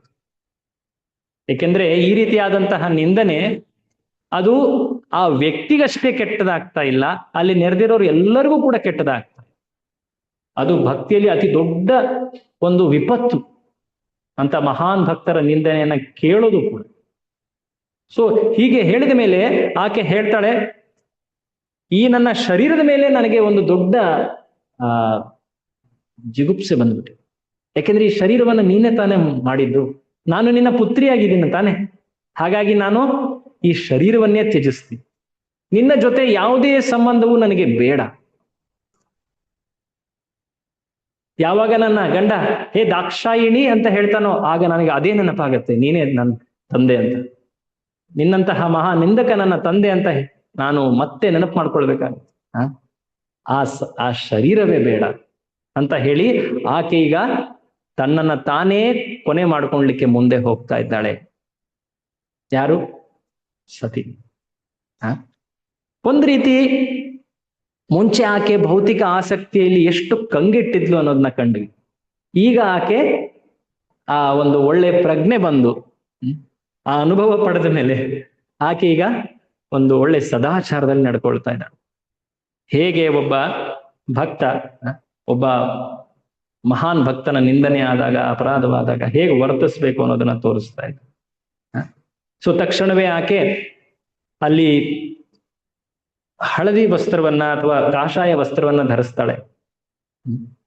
ಆಕೆ ಕೊನೆಯದಾಗಿ ಹೇಳ್ತಾಳೆ, ನನಗೆ ಅತ್ಯಂತ ಮುಜುಗರ ಮತ್ತೆ ಅಪಮಾನವಾಗ್ತಾ ಇದೆ, ವಿಶೇಷವಾಗಿ ಈ ಶರೀರದ ತಂದೆ ನೀನು, ಹಾಗಾಗಿ ಈ ಶರೀರವೇ ನನಗೆ ಬೇಡ ಆಗಿದೆ, ನಿರರ್ಥಕವಾಗಿದೆ. ಈ ನನ್ನ ತಂದೆ ನೀನು, ನಾನು ನಿನ್ನ ಪುತ್ರಿ ಅನ್ನೋ ಒಂದು ಸಂಬಂಧವೇ ನನಗೆ ಅತ್ಯಂತ ಬೇಸರವನ್ನ ಉಂಟು ಮಾಡ್ತಾ ಇದೆ, ಮುಜುಗರನ್ನ ಉಂಟು ಮಾಡ್ತಾ ಇದೆ. ಮತ್ತೆ ಯಾವುದೇ ಸಮಯದಲ್ಲೂ ಕೂಡ ನನ್ನ ಜೊತೆ ನಿನ್ನ ಜೊತೆ ನನ್ನ ಸಂಬಂಧ ಏನಿದೆ, ತಂದೆ ಮತ್ತೆ ಮಗಳ ಸಂಬಂಧ, ಯಾರೇ ನೆನಪಿಸಿದ್ರು ಕೂಡ ನನಗೆ ತುಂಬಾ ನೋವುಂಟು ಮಾಡುತ್ತೆ, ಹಾಗಾಗಿ ನಾನು ಈ ಶರೀರವನ್ನ ತ್ಯಜಿಸ್ತೀನಿ ಅಂತ ಹೇಳ. ತಕ್ಷಣವೇ ಆಕೆ ಅಲ್ಲಿ ಯೋಗ ಮುದ್ರೆಯಲ್ಲಿ ಕೂತ್ಕೊಳ್ತಾಳೆ, ಒಬ್ಬ ಯೋಗಿ ಕೂತ್ಕೊಳ್ಳೋ ರೀತಿ. ಷಟ್ಚಕ್ರ ಯೋಗದ ಪಾಲನೆ ಮಾಡ್ತಾ ತನ್ನ ಚಿತ್ತವನ್ನ, ತನ್ನ ಪ್ರಜ್ಞೆಯನ್ನ ಅನಾಹತ ಚಕ್ರ ಅಂದ್ರೇನು, ಹೃದಯ, ಅಲ್ಲಿ ಕೇಂದ್ರೀಕರಿಸ್ತಾ ತನ್ನ ಸುಂದರ ಪತಿ ಶಿವ ಆತನ ಪಾದವನ್ನ ಸ್ಮರಿಸ್ತಾ, ವಿಶೇಷವಾಗಿ ಆತ ಭಗವಂತನ ಭಕ್ತಿಯಲ್ಲಿ ನಿರತನಾಗಿ ಕೂತಿರ್ತಾನಲ್ಲ, ಆ ಧ್ಯಾನವನ್ನ ಮಾಡ್ತಾ ಇರುವಂತಹ ಶಿವನನ್ನ ಸ್ಮರಿಸ್ತಾ, ಶ್ರೀ ರಾಧಾ ವಿನೋದ್ ಜಿ ಕಿ ಜಾಯ್, ಶ್ರೀ ಜಗನ್ನಾಥ್ ಬಲದೇವ್ ಸುಭದ್ರಾ ಸುದರ್ಶನ ಕಿ ಜಾಯ್, ಶ್ರೀ ಗೌರ್ ನಿತಾಯ್ ಕಿ ಜಾಯ್. ಆ ಸತಿದೇವಿ ತನ್ನ ಪತಿ ಪರಮ ಭಕ್ತನಾದ ಶಿವನನ್ನ ಧ್ಯಾನಿಸ್ತಾ ಇದ್ದಾಳೆ. ಧ್ಯಾನಿಸ್ತಾ ತನ್ನ ಆ ಸಮಾಧಿ ಸ್ಥಿತಿಯಲ್ಲಿ ಅಗ್ನಿ ಉತ್ಪತ್ತಿಯಾಗಿ ನೋಡ್ತಾ ಇದ್ದ ಹಾಗೆ ಆಕೆಯನ್ನ ಆವರಿಸಿ ಆಕೆಯನ್ನ ದಹಿಸಿತು. ಆಕೆ ತನ್ನ ಶರೀರವನ್ನ ತ್ಯಜಿಸಿತು ಆ ಯೋಗಾಗ್ನಿಯಿಂದ. ಒಂದ್ ರೀತಿ ಯೋಗಿನಿ, ಆಕೆಯು ಮಹಾನ್ ಯೋಗಿ. ಆಕೆಯ ಗಂಡ ಯೋಗೀಶ ಶಿವನಿಗೆ ಯೋಗೀಶ ಅಂತ ಹೇಳ್ತಾರೆ. ಯೋಗಿಗಳಲ್ಲಿ ಆತ ಮುಖ್ಯಸ್ಥ ಅಂತ, ಯೋಗೀಶ. ಕೃಷ್ಣನಿಗೆ ಯೋಗೇಶ ಅಂತ ಹೇಳ್ತಾರೆ. ಯೋಗೇಶ ಅಂದ್ರೆ ಯೋಗ ಪದ್ಧತಿಯ ಮುಖ್ಯಸ್ಥ ಆತ. ಸೊ ಹೀಗೆ ಸತಿ ಈಗ ಆ ಶರೀರವನ್ನ ತ್ಯಜಿಸಿದ್ಲು. ತಕ್ಷಣವೇ ಅಲ್ಲಿದ್ದಂತಹ ಆ ಶಿವನ ಗಣ ಎಲ್ಲರೂ ಕೂಡ ಅತ್ಯಂತ ಕ್ರೋಧಿತರಾಗಿ ಅಲ್ಲಿ ಮುಂದೆ ಬಂದು ಆ ಯಜ್ಞವನ್ನ, ವಿಶೇಷವಾಗಿ ದಕ್ಷಿಣ ಪಕ್ಷದವರನ್ನ ಕೊಲ್ಲಲಿಕ್ಕೆ ಅಂತೇಳಿ ಮುಂದೆ ಬರ್ತಾರೆ. ಆಗ ಅಲ್ಲಿ ಭೃಗು ಮತ್ತೆ ಋಭು ದೇವತೆಗಳು ಅಂತ, ಇವರು ದೇವತೆಗಳಲ್ಲಿ ಒಂದು ಗಣ, ಆದಿತ್ಯರು ಅಂತ ಈ ರೀತಿಯಾಗಿ ಅನೇಕ ಗಣಗಳಿವೆ. ಏಕಾದಶ ಆದಿತ್ಯ, ದ್ವಾದಶ ರುದ್ರ, ಈ ರೀತಿ ವಸುಗಳು, ಈ ರೀತಿ ಹೀಗೆ ಋಭುಗಣ ಅಂತ ಹೇಳ್ತಾರೆ. ಅವರು ಮುಂದೆ ಬಂದ್ಬಿಟ್ಟು ಆ ಎಲ್ಲ ಶಿವನ ಗಣದವರನ್ನ ತಡೆ ಹಿಡಿತಾರೆ, ಸೋಲಿಸ್ಬಿಡ್ತಾರೆ. ಅವರು ಹೆದರಿ ಅಲ್ಲಿಂದ ಓಡಿ ಹೋಗ್ತಾರೆ. ಯಾರು? ಶಿವನ ಗಣದವರೆಲ್ಲರೂ ಕೂಡ. ಶಿವನ ಗಣ ಅಂದ್ರೆ ನಂದಿ, ಭೃಂಗಿ, ಈ ರೀತಿಯಾಗಿ ಅನೇಕರಿದ್ದಾರೆ. ಅವರೆಲ್ಲರೂ ಬರ್ತಾರೆ, ಭೂತ ಪ್ರೇತ ಪಿಶಾಚಿಗಳು ಎಲ್ಲರೂ ಬರ್ತಾರೆ.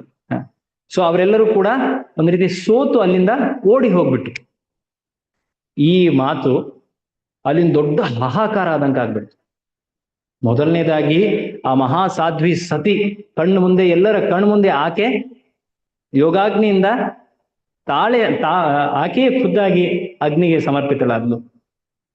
ಈತ ದಕ್ಷ, ಈತ ಆಗ್ಲೇ ಸಪ್ತ ಶವ ಆಗಿದ್ದಾನೆ. ಅಂದ್ರೇನು, ಅವನ ಸಾವು ಇನ್ನೇನು ಹೊರಮುಖದಲ್ಲಿ ಕಾಣಬೇಕಷ್ಟೇ, ಆಗ್ಲೇ ಆತ ಸತ್ತು ಹೋದ. ಯಾಕಂದ್ರೆ ಆತನ ಮಾಡಿರುವಂತಹ ಅಪರಾಧ ಅಂತ ದೊಡ್ಡ ಘಾತಕವಾದ. ಅಲ್ಲಿ ದೊಡ್ಡದಾಗಿ ಹಾಹಾಕಾರ ನಡೀತಾ ಇದೆ. ಈ ಮಹಾಸಾಧ್ವಿ ಸತಿ ಶರೀರವನ್ನ ತ್ಯಜಿಸಿದ್ಲು ಅಂತ. ಆಗ ಆ ಮಾತನ್ನ ವಿಶೇಷವಾಗಿ ನಾರದ ಶಿವನಿಗೆ ಹೇಳ್ತಾನೆ. ಶಿವ ಸತಿಯನ್ನು ಹೋದ್ಲು, ಆತ ಧ್ಯಾನದಲ್ಲಿ ಕೂತ್ಕೊಂಡಿದ್ದ. ಈ ಮಾತನ್ನ ವಿಶೇಷವಾಗಿ ಆಕೆಯನ್ನ ರಕ್ಷಿಸ್ಲಿಕ್ಕೆ ಅಂತ ಹೋದಂತಹ ಶಿವಗಣದವರನ್ನೂ ಕೂಡ ಆ ದಕ್ಷಿಣ ಕಡೆಯವರು ಓಡಿಸ್ಬಿಟ್ರು ಅಂತ. ಆಗ ಶಿವ ಅತ್ಯಂತ ಕ್ರೋಧಿತನಾಗ್ತಾನೆ. ನನ್ನ ಗಣದವರೆಲ್ಲರೂ ಕೂಡ ಒಂದು ರೀತಿ ಅಸಮರ್ಥರಾದ್ರೆ ಆಗ ತನ್ನ ಕೂದಲಿನಿಂದ ಆತ ಒಂದು ಮಹಾನ್ ದೈತ್ಯ ಎಂದು ಕಂಡಿರದಂತಹ ಒಬ್ಬ ಮಹಾನ್ ಕ್ರೂರ ಒಂದು ರೂಪ. ಯಾರದು?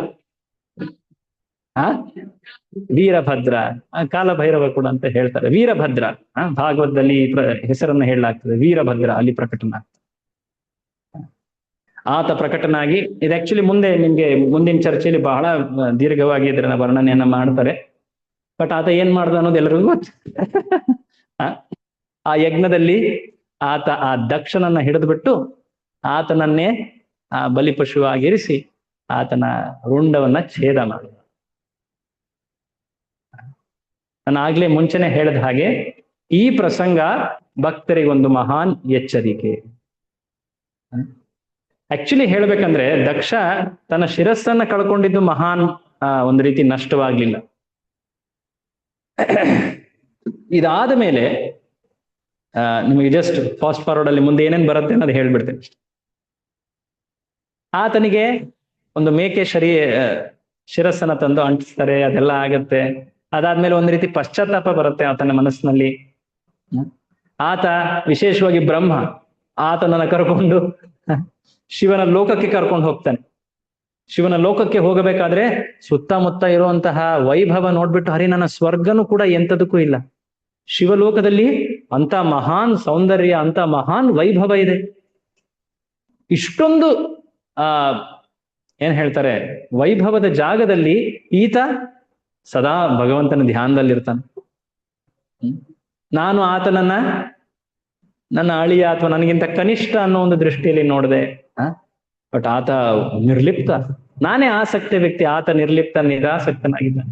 ಅದಾದ್ಮೇಲೆ ಅಲ್ಲಿ ಹೋಗ್ತಾನೆ, ಶಿವ ಅಲ್ಲಿ ಯೋಗ ಮುದ್ರೆಯಲ್ಲಿ ಕೂತ್ಕೊಂಡು ಧ್ಯಾನಿಸ್ತಾ ಇರ್ತಾನೆ. ಮೊದಲನೇದಾಗಿ ಸತಿ ಈಗ ದೂರವಾಗಿದ್ದಾಳೆ, ಏಕಾಂತದಲ್ಲಿ ಆತ ಭಗವಂತನ ಧ್ಯಾನ ಮಾಡ್ತಾ ಇದ್ದಾನೆ. ದಕ್ಷ ಹೋದಾಗ ಕಿಂಚಿತ್ತೂ ಕೂಡ ಕ್ರೋಧವನ್ನ ತೋರಿಸದೆ ಶಿವ ಅಲ್ಲಿ ಮಾತುಗಳನ್ನ ಆಡ್ತಾನೆ. ದಕ್ಷ ಅತ್ಯಂತ ಪಶ್ಚಾತ್ತಾಪದಲ್ಲಿ ಅವನ ಮುಂದೆ ಬಂದಿರ್ತಾನೆ. ಶಿವ ಹೇಳ್ತಾನೆ, ನಿನಗೆ ಬುದ್ಧಿ ಕಲಿಸ್ಬೇಕು ಅಂತ ಆ ರೀತಿ ವರ್ತಿಸಿದ್ನೆ ಹೊರತು ನನಗೆ ಯಾವುದೇ ರೀತಿಯ ಭೌತಿಕ ಅಪಮಾನ ಅಂತೇಳಿ ನಾನು ಗ್ರಹಿಸಲೇ ಇಲ್ಲ. ಶಿವ ಹೇಳ್ತಾನೆ. ಅದಾದ ಮೇಲೆ ಶಿವನನ್ನ ಸ್ತುತಿಸ್ತಾನೆ ಯಾರು? ದಕ್ಷ. ಅದಾದ ಮೇಲೆ ಅಲ್ಲಿ ಅರ್ಧ ನಿಂತಿದ್ದಂತಹ ಯಜ್ಞವನ್ನ, ಯಾಕೆಂದ್ರೆ ಯಜ್ಞ ಪೂರ್ತಿ ಭಂಗ ಆಗಿ ಹೋಗ್ಬಿಡ್ತಲ್ವಾ, ಏನೆಲ್ಲ ಆಗ್ಬಿಡ್ತಲ್ಲ, ರಕ್ತ ಪೂರಿ ಹರಿದಿದ್ದಾಯ್ತು, ಎಲ್ಲರ ಒಂದ್ ರೀತಿ ಇದಾಯ್ತು. ಆ ಯಜ್ಞವನ್ನ ಪೂರ್ತಿ ಮಾಡ್ತಾರೆ. ಯಜ್ಞ ಪೂರ್ತಿ ಆಗತ್ತೆ. ಆ ದಕ್ಷನಿಗೆ ಒಂದು ಹೊಸ ಶಿರಸ್ಸನ್ನ ನೀಡಲಾಗತ್ತೆ. ಶಿವನೇ ಹೇಳಿದ ಈ ರೀತಿಯಾಗಿ ಆತನಿಗೆ ಶಿರಸ್ಸನ್ನ ನೀಡಿ ಅಂತ. ಬಟ್ ದಕ್ಷನ ಮನಸ್ಸಿನಲ್ಲಿ ಒಂದು ರೀತಿಯ ಆ ಅಂಶ ಇತ್ತು. ಏನದು? ಅಯ್ಯೋ, ನಾನು ಈ ರೀತಿಯಾಗಿ ಕಾಣ್ತಾ ಇದ್ದೀನಿ. ಯಾವಾಗಲೂ ಕನ್ನಡಿ ಮುಂದೆ ಹೋದಾಗ ಆತ ಏನ್ ಕಾಣ್ತಾ ಇದ್ದ? ತನ್ನ ಮೇಕೆ ಮುಖ ಕಾಣ್ತಾ ಇದ್ದ. ಇದಕ್ಕೆ ಕಾರಣ ಏನು? ಆತನಿಗೆ ಅದೆಲ್ಲ ನೆನಪಾಗ್ತಾ ಇತ್ತು. ಶಿವನ ಕುರಿತಾಗಿ ಆತನ ಮನಸ್ಸಿನಲ್ಲಿ ಆಗ್ಲೂ ಕೂಡ ಸ್ವಲ್ಪ ಪ್ರತಿಕೂಲ ಭಾವ ಇತ್ತು.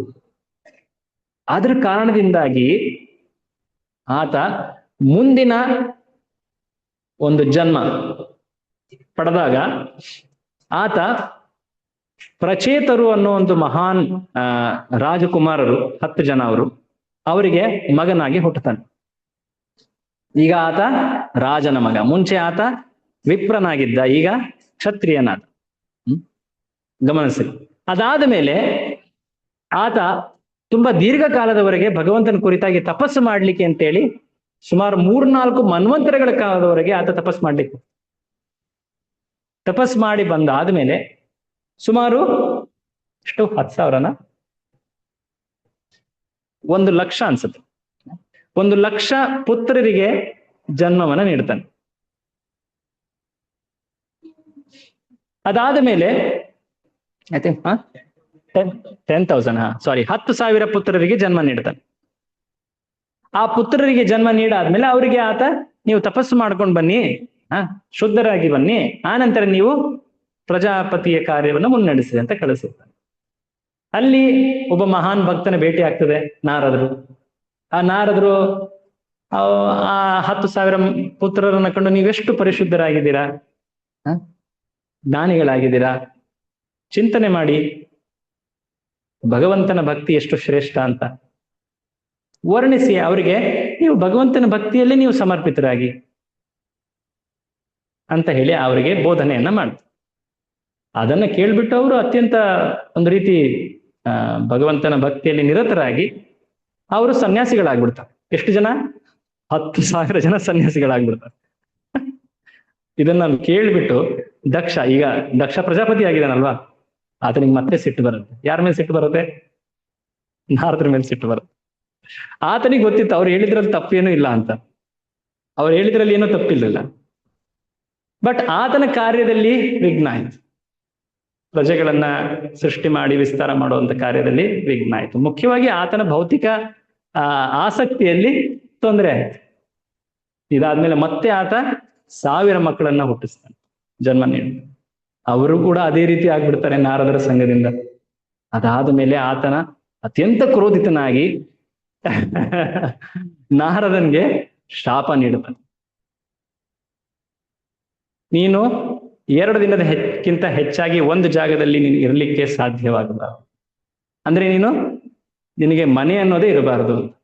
ಯಾಕೆಂದ್ರೆ ಮನೆಯಲ್ಲಿ ಇರೋರ ಕಷ್ಟ ನೀನು ತಿಳಿದೆ, ಎಲ್ಲ ಮಕ್ಕಳನ್ನ ನೀನು ವೈರಾಗ್ಯ ಕಡೆ ನೀನು ಅವರನ್ನ ಮಾಡಿದ್ರಿಂದ ನಿನಗೆ ಗೃಹ ಭಾಗ್ಯ ಇಲ್ಲದೆ ಇರಲಿ ಅಂತ ಹೇಳಿ ಆತನಿಗೆ ಶಾಪ ನೀಡ್ತಾನೆ. ಆ ಶಾಪ ನೀಡೋದ್ರ ಹಿಂದೆ ಶಿವನ ಕುರಿತಾದಂತಹ ದ್ವೇಷದ ಬೀಜ ಇನ್ನೂ ಇತ್ತು. ಅದುವೇ ಈ ಶಾಪದ ಕಾರಣವಾಯಿತು.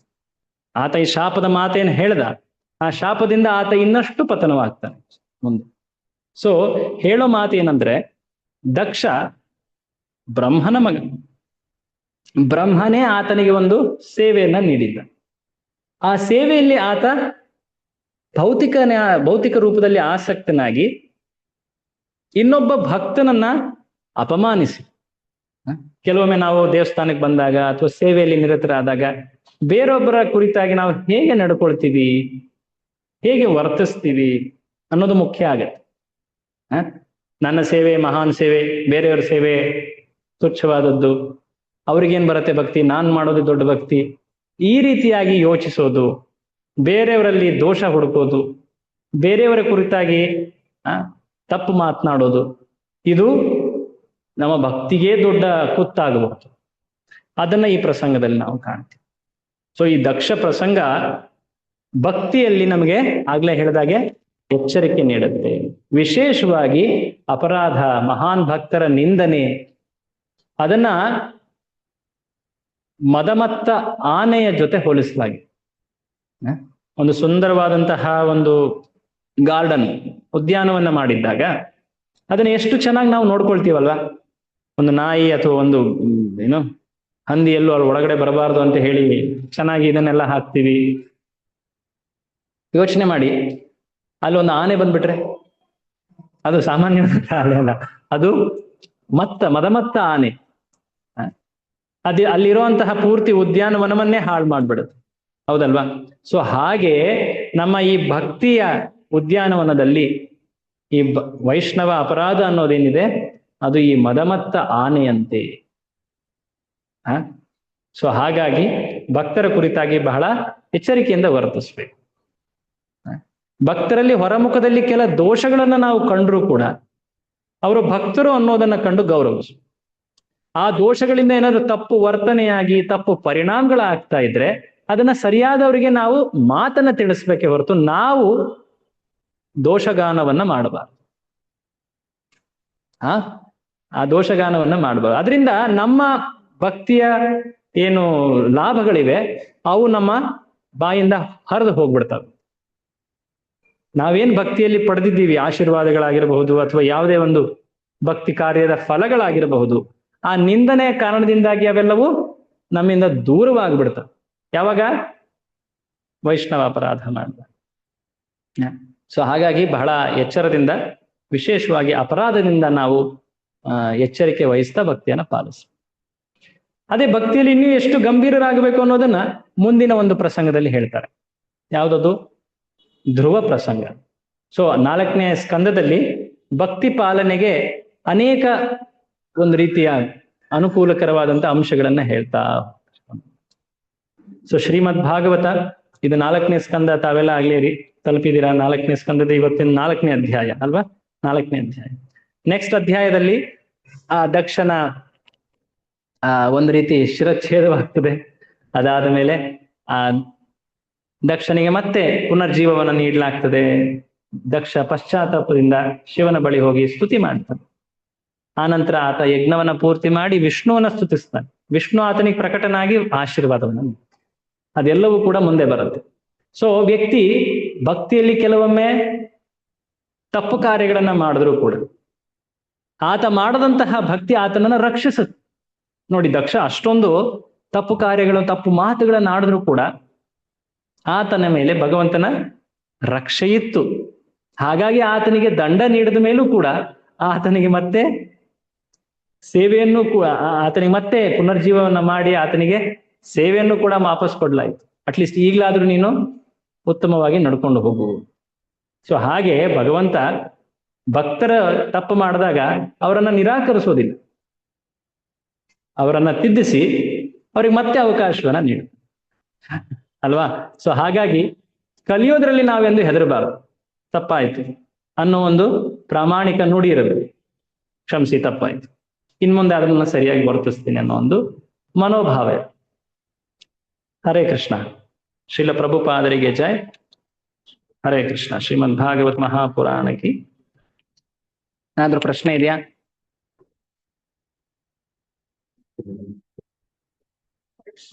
ಹರೇ ಕೃಷ್ಣ.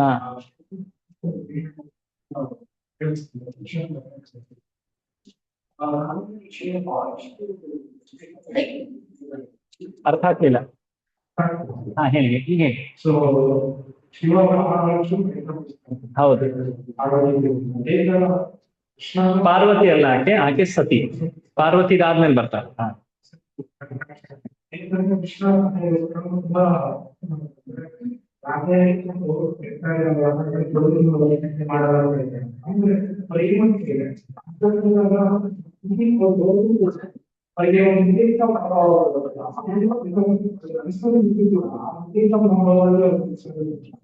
ಈ ಮನೋಭಾವನ ಬೆಳೆಸ್ಕೊಳ್ಳೋಕೆ ಶಕ್ತಿ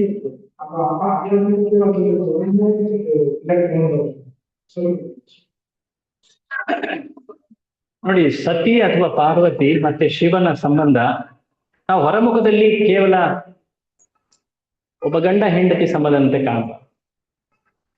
ಆಕೆ ಇಲ್ಲಿ ಸತಿ ಆದಾಗ ಆಕೆ ಭೌತಿಕ ಆಸಕ್ತಿ ವ್ಯಕ್ತಿಯನ್ನ ಹೇಗೆ ಕೆಲವೊಮ್ಮೆ ತಪ್ಪು ಮಾಡ್ಲಿಕ್ಕೆ ನೂಕುತ್ತೆ ಅನ್ನೋದನ್ನ ತೋರಿಸ್ಬೋದು. ಅದಕ್ಕೂ ಮಿಗಿಲಾಗಿ ಆಕೆ ಇದಾದ ಮೇಲೆ ಮತ್ತೊಂದು ಜನ್ಮ ಪಡೆದು ಶಿವನನ್ನೇ ವರಿಸ್ತಾಳೆ. ಪರ್ವತರಾಜನ ಮಗಳಾಗಿ ಪಾರ್ವತಿಯಾಗಿ ಆಕೆ ಶಿವನನ್ನ ಮತ್ತೆ ವಿವಾಹದಲ್ಲಿ ಸ್ವೀಕರಿಸ್ತಾಳೆ. ಇದಾದ್ಮೇಲೆ ಶಿವನಿಗೆ ಎರಡನೇ ವಿವಾಹ ಅಂದ್ರೆ ಪಾರ್ವತಿ. ಇನ್ನೊಂದು ಪ್ರಸಂಗ ಹೇಳಿದ್ರೆ ಕೃಷ್ಣ ಮತ್ತೆ ರಾಧ, ಅವರಿಬ್ಬರು ಸಂಬಂಧವೂ ಕೂಡ ಈ ಜಗತ್ತಿನಲ್ಲಿ ಕಾಣಸಿಗುವಂತಹ ಒಬ್ಬ ಪುರುಷ ಮತ್ತೆ ಸ್ತ್ರೀಯರ ನಡುವಿನ ಸಂಬಂಧದ ಅಲ್ಲ. ಈ ಜಗತ್ತಿನ ಸಂಬಂಧಗಳೇನಿವೆ ಅವು ಭೌತಿಕ ಆಕರ್ಷಣೆಯ ಮೇಲೆ ನಿಂತಿರ್ತವೆ. ಆ ಭೌತಿಕ ಆಕರ್ಷಣೆ ಅಥವಾ ಆ ಭಾವನೆಗಳು, ಆ ವ್ಯಾಮೋಹ ಅದು ಕಡಿಮೆ ಆದ ತಕ್ಷಣ ಆ ಸಂಬಂಧವೂ ಕೂಡ ಕ್ಷೀಣವಾಗಿರುತ್ತೆ. ಸೊ ಹಾಗಾಗಿ ಆ ಸಂಬಂಧಗಳು ಏನಿವೆ ಅವು ಶರೀರ ಅನ್ನೋ ಒಂದು ಮಾಧ್ಯಮದ ಮೂಲಕ ನಡೆದಂತ. ಬಟ್ ಇಲ್ಲಿ ಶಿವ ಮತ್ತೆ ಪಾರ್ವತಿ ಅವರಿಬ್ಬರು ಆದರ್ಶ ಪತಿ ಪತ್ನಿಯರು. ಯಾವುದೇ ಸಮಯದಲ್ಲಿ ಮದುವೆ ಆದಾಗ್ಲೂ ಕೂಡ ಎಲ್ಲರೂ ಕೂಡ ನೀವು ಶಿವ ಪಾರ್ವತಿ ಅಂತ ಬದುಕ್ತಾ ಮುಂದೆ ಹೋಗಿ ಅಂತ ಹಾರೈಸ್ತಾರೆ. ಎಷ್ಟೇ ಕಷ್ಟ ಬಂದ್ರೂ ಕೂಡ ಪಾರ್ವತಿ ಮತ್ತೊಂದು ಜನ್ಮದಲ್ಲಿ ಪಡೆದು ಕೂಡ ಶಿವನನ್ನ ಸ್ವೀಕರಿಸಿ ಮುನ್ನಡೆ. ಶಿವನು ಕೂಡ ಆಕೆಯ ರಕ್ಷಣೆಗೆ ಸದಾ ನಿಂತಿದ್ದ ಅಲ್ಲವೇ? ಸೊ ಅವರಿಬ್ಬರ ಸಂಬಂಧದಲ್ಲಿ ನೀವು ಪರಸ್ಪರ ಗೌರವ, ವಿಶೇಷವಾಗಿ ಶಿವ ಒಬ್ಬ ಮಹಾನ್ ಭಕ್ತ ಅಂತ ಪಾರ್ವತಿ ಸದಾ ಕಾಣ್ತಾಳೆ. ಆ ರೀತಿ ಕಾಣೋದ್ರಿಂದ ಆಕೆ ಆ ಆಧ್ಯಾತ್ಮಿಕ ದೃಷ್ಟಿಯಲ್ಲಿ, ಆ ಸೇವಾ ದೃಷ್ಟಿಯಲ್ಲಿ ಕಾಣ್ತಾ ಇರ್ತಾಳೆ. ಅದೇ ರೀತಿಯಾಗಿ ಶಿವನು ಕೂಡ ಆಕೆಯನ್ನ ರಕ್ಷಿಸ್ತಾನೆ. ಆಕೆಗೂ ಒಂದು ಸ್ಥಾನವನ್ನು ನೀಡಿ ಅರ್ಧ ದೇಹವನ್ನೇ ನೀಡಿದಾನಲ್ವಾ, ಅರ್ಧ ನಾರೀಶ್ವರ ಅಂತ ಏನ್ ಹೇಳ್ತೀವಿ. ಆತ ಕೊಟ್ಟಿರುವಂತಹ ಅಷ್ಟು ಗೌರವ ಆ ಪತ್ನಿಗೆ, ಅದು ಕೂಡ ಆದರ್ಶ ಎಲ್ಲರೂ. ಸೊ ಅವರನ್ನ ನಾವು ಒಂದು ಆದರ್ಶ ರೂಪದಲ್ಲಿ ಕಾಣಬೇಕು. ಈ ಜಗತ್ತಿನಲ್ಲಿ ನಾನು ಆಗ್ಲೇ ಹೇಳಿದ ಹಾಗೆ ಸಂಬಂಧಗಳು ತಾತ್ಕಾಲಿಕ, ಮೃತ್ಯು ಅನ್ನೋದು ಬೇರ್ಪಡಿಸ್ಬಿಡುತ್ತೆ. ಅಫ್ಕೋರ್ಸ್ ಎಲ್ಲರೂ ಹಾರೈಸ್ತಾರೆ 7 ಜನ್ಮ ನೀವು ಪತಿ ಪತ್ನಿಯನಾಗಿರಿ ಅಂತ ಹೇಳಿ. ಬಟ್ ಮುಂದಿನ ಜನ್ಮ, ಮುಂದಿನ ಸಂಬಂಧಗಳು ಹೇಗಿರ್ತದೆ ಅನ್ನೋದು ಅದು ನಮ್ಮ ಕೈಯಲ್ಲಿಲ್ಲ. ಪೂರ್ವ ಕರ್ಮದ ಅನುಸಾರ, ದೈವದ ಅನುಸಾರವಾಗಿ ನಮ್ಮ ಮುಂದಿನ ಶರೀರವನ್ನು ನಮಗೆ ನೀಡಲಾಗುತ್ತೆ ಅಲ್ವಾ. ಬಯಸಬಹುದು, ನಮಗೆ ಕೊಟ್ಟಿರುವಂತ ಸನ್ನಿವೇಶಗಳಲ್ಲಿ ನಾವು ಆದರ್ಶ ರೂಪದಲ್ಲಿ ಕಾರ್ಯ ಮಾಡಿ. ಒಬ್ಬ ಪತ್ನಿ ಪತಿಯನ್ನ ಆಶ್ರಯಿಸಿ ನಡೀತಾಳೆ, ಹಾಗಾಗಿ ಅವಳು ಪತಿ ವ್ರತೆಯ. ಪತಿ ಆ ಪತ್ನಿಯನ್ನ ಸದಾ ರಕ್ಷಿಸ್ತಾನೆ, ಆಕೆಯನ್ನ ಒಂದು ರೀತಿ ಧರ್ಮದ ಸೇತು ಅಂತ ಕಾಣ್ತಾರೆ. ಧರ್ಮ ಪತ್ನಿ ಅಂತ ಹೇಳ್ತಾರೆ ಅಲ್ವಾ. ನೋಡಿ, ಸಾಮಾನ್ಯವಾಗಿ ಹೆಸರು ಧರ್ಮಪತಿ ಅನ್ನೋ ಶಬ್ದ ಎಲ್ಲೂ ಕೇಳಲ್ಲ. ನೀವೇನ್ ಕೇಳ್ತೀರಾ? ಧರ್ಮ ಪತ್ನಿ ಅಂತ ಹೇಳ್ತಾರೆ. ಅಂದ್ರೆ ಏನು? ಆಕೆ ಪತಿ ಎಲ್ಲ ಧರ್ಮದ ಕಾರ್ಯಗಳಲ್ಲಿ ಸದಾ ಆತನಿಗೆ ಬೆಂಬಲಿಸ್ತಾಳೆ. ಸೊ ಪತ್ನಿಗೂ ಕೂಡ ಕೆಲ ಕರ್ತವ್ಯಗಳಿವೆ, ಪತಿಗೂ ಕೂಡ ಕೆಲ ಕರ್ತವ್ಯಗಳಿವೆ. ಬಟ್ ಆ ಕರ್ತವ್ಯಗಳನ್ನ ಮರೆತುಬಿಟ್ಟು ಕೇವಲ ಒಂದು ಆ ಭಾವನೆಗಳು, ಆ ಆಕರ್ಷಣೆ ಅಥವಾ ಬೇರ್ಪಟ್ಟಾಗ ಬೇಸರ, ಅವುಗಳು ಶಾಶ್ವತವಾಗಿ ಉಳಿಯುವುದು. ಹಾಗಾಗಿ ನೋಡಿ, ಸೀತಾರಾಮನ ಸಂಬಂಧದಲ್ಲಿ ಅದನ್ನ ಇನ್ನೂ ಅಮೋಘವಾಗಿ ಕಾಣಬಹುದು. ರಾಮ ಸೀತೆಯನ್ನ ರಕ್ಷಿಸ್ಲಿಕ್ಕೆ ಎಷ್ಟೆಲ್ಲ ಕಷ್ಟವನ್ನ ಹಿಡಿತಾನೆ. ಸೀತೆ ರಾಮನ ಮೇಲೆ ಅಪವಾದ ಬರಬಾರ್ದು ಅಂತ ಹೇಳಿ ತಾನು ಕೂಡ ಅಗ್ನಿಯನ್ನು ಪ್ರವೇಶಿಸ್ಲಿಕ್ಕೆ ತಯಾರಾಗ್ತಾರೆ. ಅದಾದ್ಮೇಲೆ ಎಷ್ಟು ದಿನ ಅಂತ ಹೇಳಿ ಅವರು ವೈವಾಹಿಕ ಜೀವನ ನಡೆಸಿದ್ರು ನೋಡಿ. ಸೊ ಆ ರಾಮಾಯಣ ನಮ್ಗೇನ್ ಕಲಿಸುತ್ತೆ? ಸಂಬಂಧಗಳಲ್ಲಿ ಬಹಳ ಮುಖ್ಯವಾದದ್ದು ಕರ್ತವ್ಯ ಮೊದಲು. ಆ ಆ ಸಂಬಂಧಗಳು ನಿಂತಿರೋದು ತ್ಯಾಗ ಅನ್ನೋ ಒಂದು ಪ್ಲಾಟ್ಫಾರ್ಮ್ ಮೇಲೆ. ಯಾಕಂದ್ರೆ ಸಂಬಂಧಗಳಲ್ಲಿ ನಾವು ಸ್ವಾರ್ಥಿಗಳಾಗಬಾರದು. ಸಂಬಂಧಗಳಲ್ಲಿ ನಾವು ಬೇರೆಯವರ ಅಂದ್ರೆ ಏನು, ನಮ್ಮ ಸಂಬಂಧದಲ್ಲಿರುವವರ ಹಿತವನ್ನ ನೋಡಬೇಕು. ರಾಮ ಸೀತೆಯ ಹಿತವನ್ನ ನೋಡ್ತಾ ಇದ್ದಾನೆ, ಸೀತೆ ರಾಮನ ಹಿತವನ್ನ ನೋಡ್ತಾ ಇದ್ದಾನೆ. ಸೊ ಅಲ್ಲಿ ತ್ಯಾಗ ಅನ್ನೋದು ಮುಖ್ಯವಾಗಿ ಕಾಣುತ್ತೆ. ಸೊ ಯಾವಾಗ ಸಂಬಂಧಗಳು ತ್ಯಾಗ ಅಥವಾ ಆ ಶುದ್ಧ ಪ್ರೀತಿ ಅನ್ನೋ ಒಂದು ಆಧಾರದ ಮೇಲೆ ಇರ್ತಾವೋ ಆಗ ಅವು ಸಂತುಷ್ಟಿಯನ್ನ ನೀಡುತ್ತವೆ. ಸೀತಾರಾಮ ಆದರ್ಶ ಒಂದು ರೀತಿ ಪತಿ ಪತ್ನಿ. ಈ ಜಗತ್ತಿನಲ್ಲಿ ಭಗವಂತನೇ ತನ್ನ ನಿತ್ಯ ಸಂಗಿನಿಯ ಜೊತೆ ಬಂದು ಅದನ್ನು ತೋರಿಸಿಕೊಟ್ಟು. ಸೊ ಹಾಗಾಗಿ ಅವರ ಸಂಬಂಧವನ್ನ ನೋಡಿ ನಾವು ಕೆಲ ಪಾಠಗಳನ್ನ ಕಲಿಯಬೇಕು. ಹೇಗೆ ಆ ಸಂಬಂಧದಲ್ಲಿ ಬೇರೆಯವರನ್ನ ಗೌರವಿಸುವುದು, ಬೇರೆಯವರ ಹಿತಕ್ಕಾಗಿ ಶ್ರಮಿಸುವುದು, ಬೇರೆಯವರ ಒಳಿತನ್ನ ಬಯಸುವುದು, ಅದನ್ನ ಮುಂದಿಟ್ಟು ನೆನೆಯುವುದು. ಆಗ ಸಂಬಂಧಗಳು ನಮಗೆ ಸಂತುಷ್ಟಿಯನ್ನ ನೀಡಿ. ನೀವು ಹೇಳಿದಂತ ಕೊನೆ ಮಾತೇನಿತ್ತು, ಕೃಷ್ಣ ಮತ್ತೆ ರಾಧೆ, ಆ ಸಂಬಂಧ ಬಹಳ ಉನ್ನತವಾದದ್ದು, ಅದು ಆಧ್ಯಾತ್ಮಿಕವಾದದ್ದು. ಹೊರರೂಪದಲ್ಲಿ ಶ್ರೀ ರಾಧೆ ಕೃಷ್ಣನಿಂದ ಬೇರ್ಪಟ್ಟಿದ್ರು ಕೂಡ ಆಕೆ ಎಂದು ಕೂಡ ಬೇರೆ ಆಗಿರಲೇ ಇಲ್ಲ. ಕೃಷ್ಣನ ಅತೀವವಾದ ಸ್ಮರಣೆಯಲ್ಲಿ ಆಕೆ ಕೃಷ್ಣನನ್ನ ಸದಾ ಒಂದು ರೀತಿ ಜೊತೆಯಲ್ಲೇ ಇದೆ. ಕೃಷ್ಣನು ಕೂಡ ಅಷ್ಟೆ, ಹೊರರೂಪದಲ್ಲಿ ಲೀಲೆಯ ರೂಪದಲ್ಲಿ ಅವರು ಬೇರ್ಪಟ್ಟಂತೆ ಕಾಣುತ್ತೆ. ಅದು ಪ್ರೀತಿಯಲ್ಲಿ ಅತಿ ಉನ್ನತವಾದಂತಹ ಸ್ಥಾನ. ಈ ಜಗತ್ತಿನಲ್ಲಿ ಇಬ್ರು ವ್ಯಕ್ತಿಗಳು ಬೇರೆ ಆದ್ರೆ ಅವರ ನಡುವಿರುವಂತಹ ಪ್ರೀತಿ ಮತ್ತೆ ಭಾವನೆಗಳು ಕೂಡ ಕಡಿಮೆ ಆಗ್ತವೆ. ಬಟ್ ಆ ರೀತಿಯಾದಂತಹ ನಿಸ್ವಾರ್ಥ ಪ್ರೇಮದಲ್ಲಿ ಬೇರೆ ಆದಷ್ಟು ಆ ಪ್ರೇಮ ಇನ್ನು ಬೆಳೆಯುತ್ತೆ. ಅದನ್ನ ಈ ಜಗತ್ತಿನಲ್ಲಿ ಕಾಣೋದಿಲ್ಲ ನಾವು. Out off site out of mind ಅಂತ ಹೇಳ್ಬಿಡ್ತಾರೆ. ಹೌದಾನೆ? ಕೆಲವೊಮ್ಮೆ ಮರ್ತು ಬಿಡ್ಬೇಕಪ್ಪ ಅಂತೇಳಿ ದೂರ ಹೋಗ್ತೀವಿ ಹೊರತು. ಸೊ ಪಾಯಿಂಟ್ ಏನಂದ್ರೆ, ಎಷ್ಟು ಪ್ರೀತಿ ಅಥವಾ ಸಂಬಂಧಗಳು ನಿಸ್ವಾರ್ಥ ಭಾವದಲ್ಲಿರ್ತವೋ ಅವುಗಳು ನಮ್ಗೆ ಸಂತುಷ್ಟಿಯನ್ನ ಅಥವಾ ಸ್ಯಾಟಿಸ್ಫ್ಯಾಕ್ಷನ್, ಇನ್ನರ್ ಸ್ಯಾಟಿಸ್ಫ್ಯಾಕ್ಷನ್ ಅದನ್ನ ನೀಡುತ್ತೆ. ಅದನ್ನ ನಾವು ಕಲಿಬೇಕು. ಅಫ್ಕೋರ್ಸ್ ಅವರು ನಿರ್ಲಿಪ್ತರಾದ್ರು, ಅವರು ಮತ್ತೆ ಅದನ್ನೇ ಬಯಸಿ ಮುನ್ನಡೀತಾ ಇದ್ರು, ಅದು ಹೊರರೂಪದಲ್ಲಿ ಹಾಗೆ. ಓಕೆ, ಹೋಪ್ ಸ್ವಲ್ಪ ಏನಾದ್ರು ಹೆಲ್ಪ್ ಆಯ್ತಾ? ಹರೇ ಕೃಷ್ಣ. Thank you. ಹರೇ ಕೃಷ್ಣ. ಆರತಿ ಇದೆ, ಆರತಿ ಅಟೆಂಡ್ ಮಾಡ್ಬಿಟ್ಟು ದರ್ಶನಕ್ಕೆ ಕೊನೆಯ ಆರತಿ. ಹರೇ ಕೃಷ್ಣ. ಶ್ರೀಲ ಪ್ರಭುಪಾದರಿಗೆ ಜೈ. ಹರೇ ಕೃಷ್ಣ.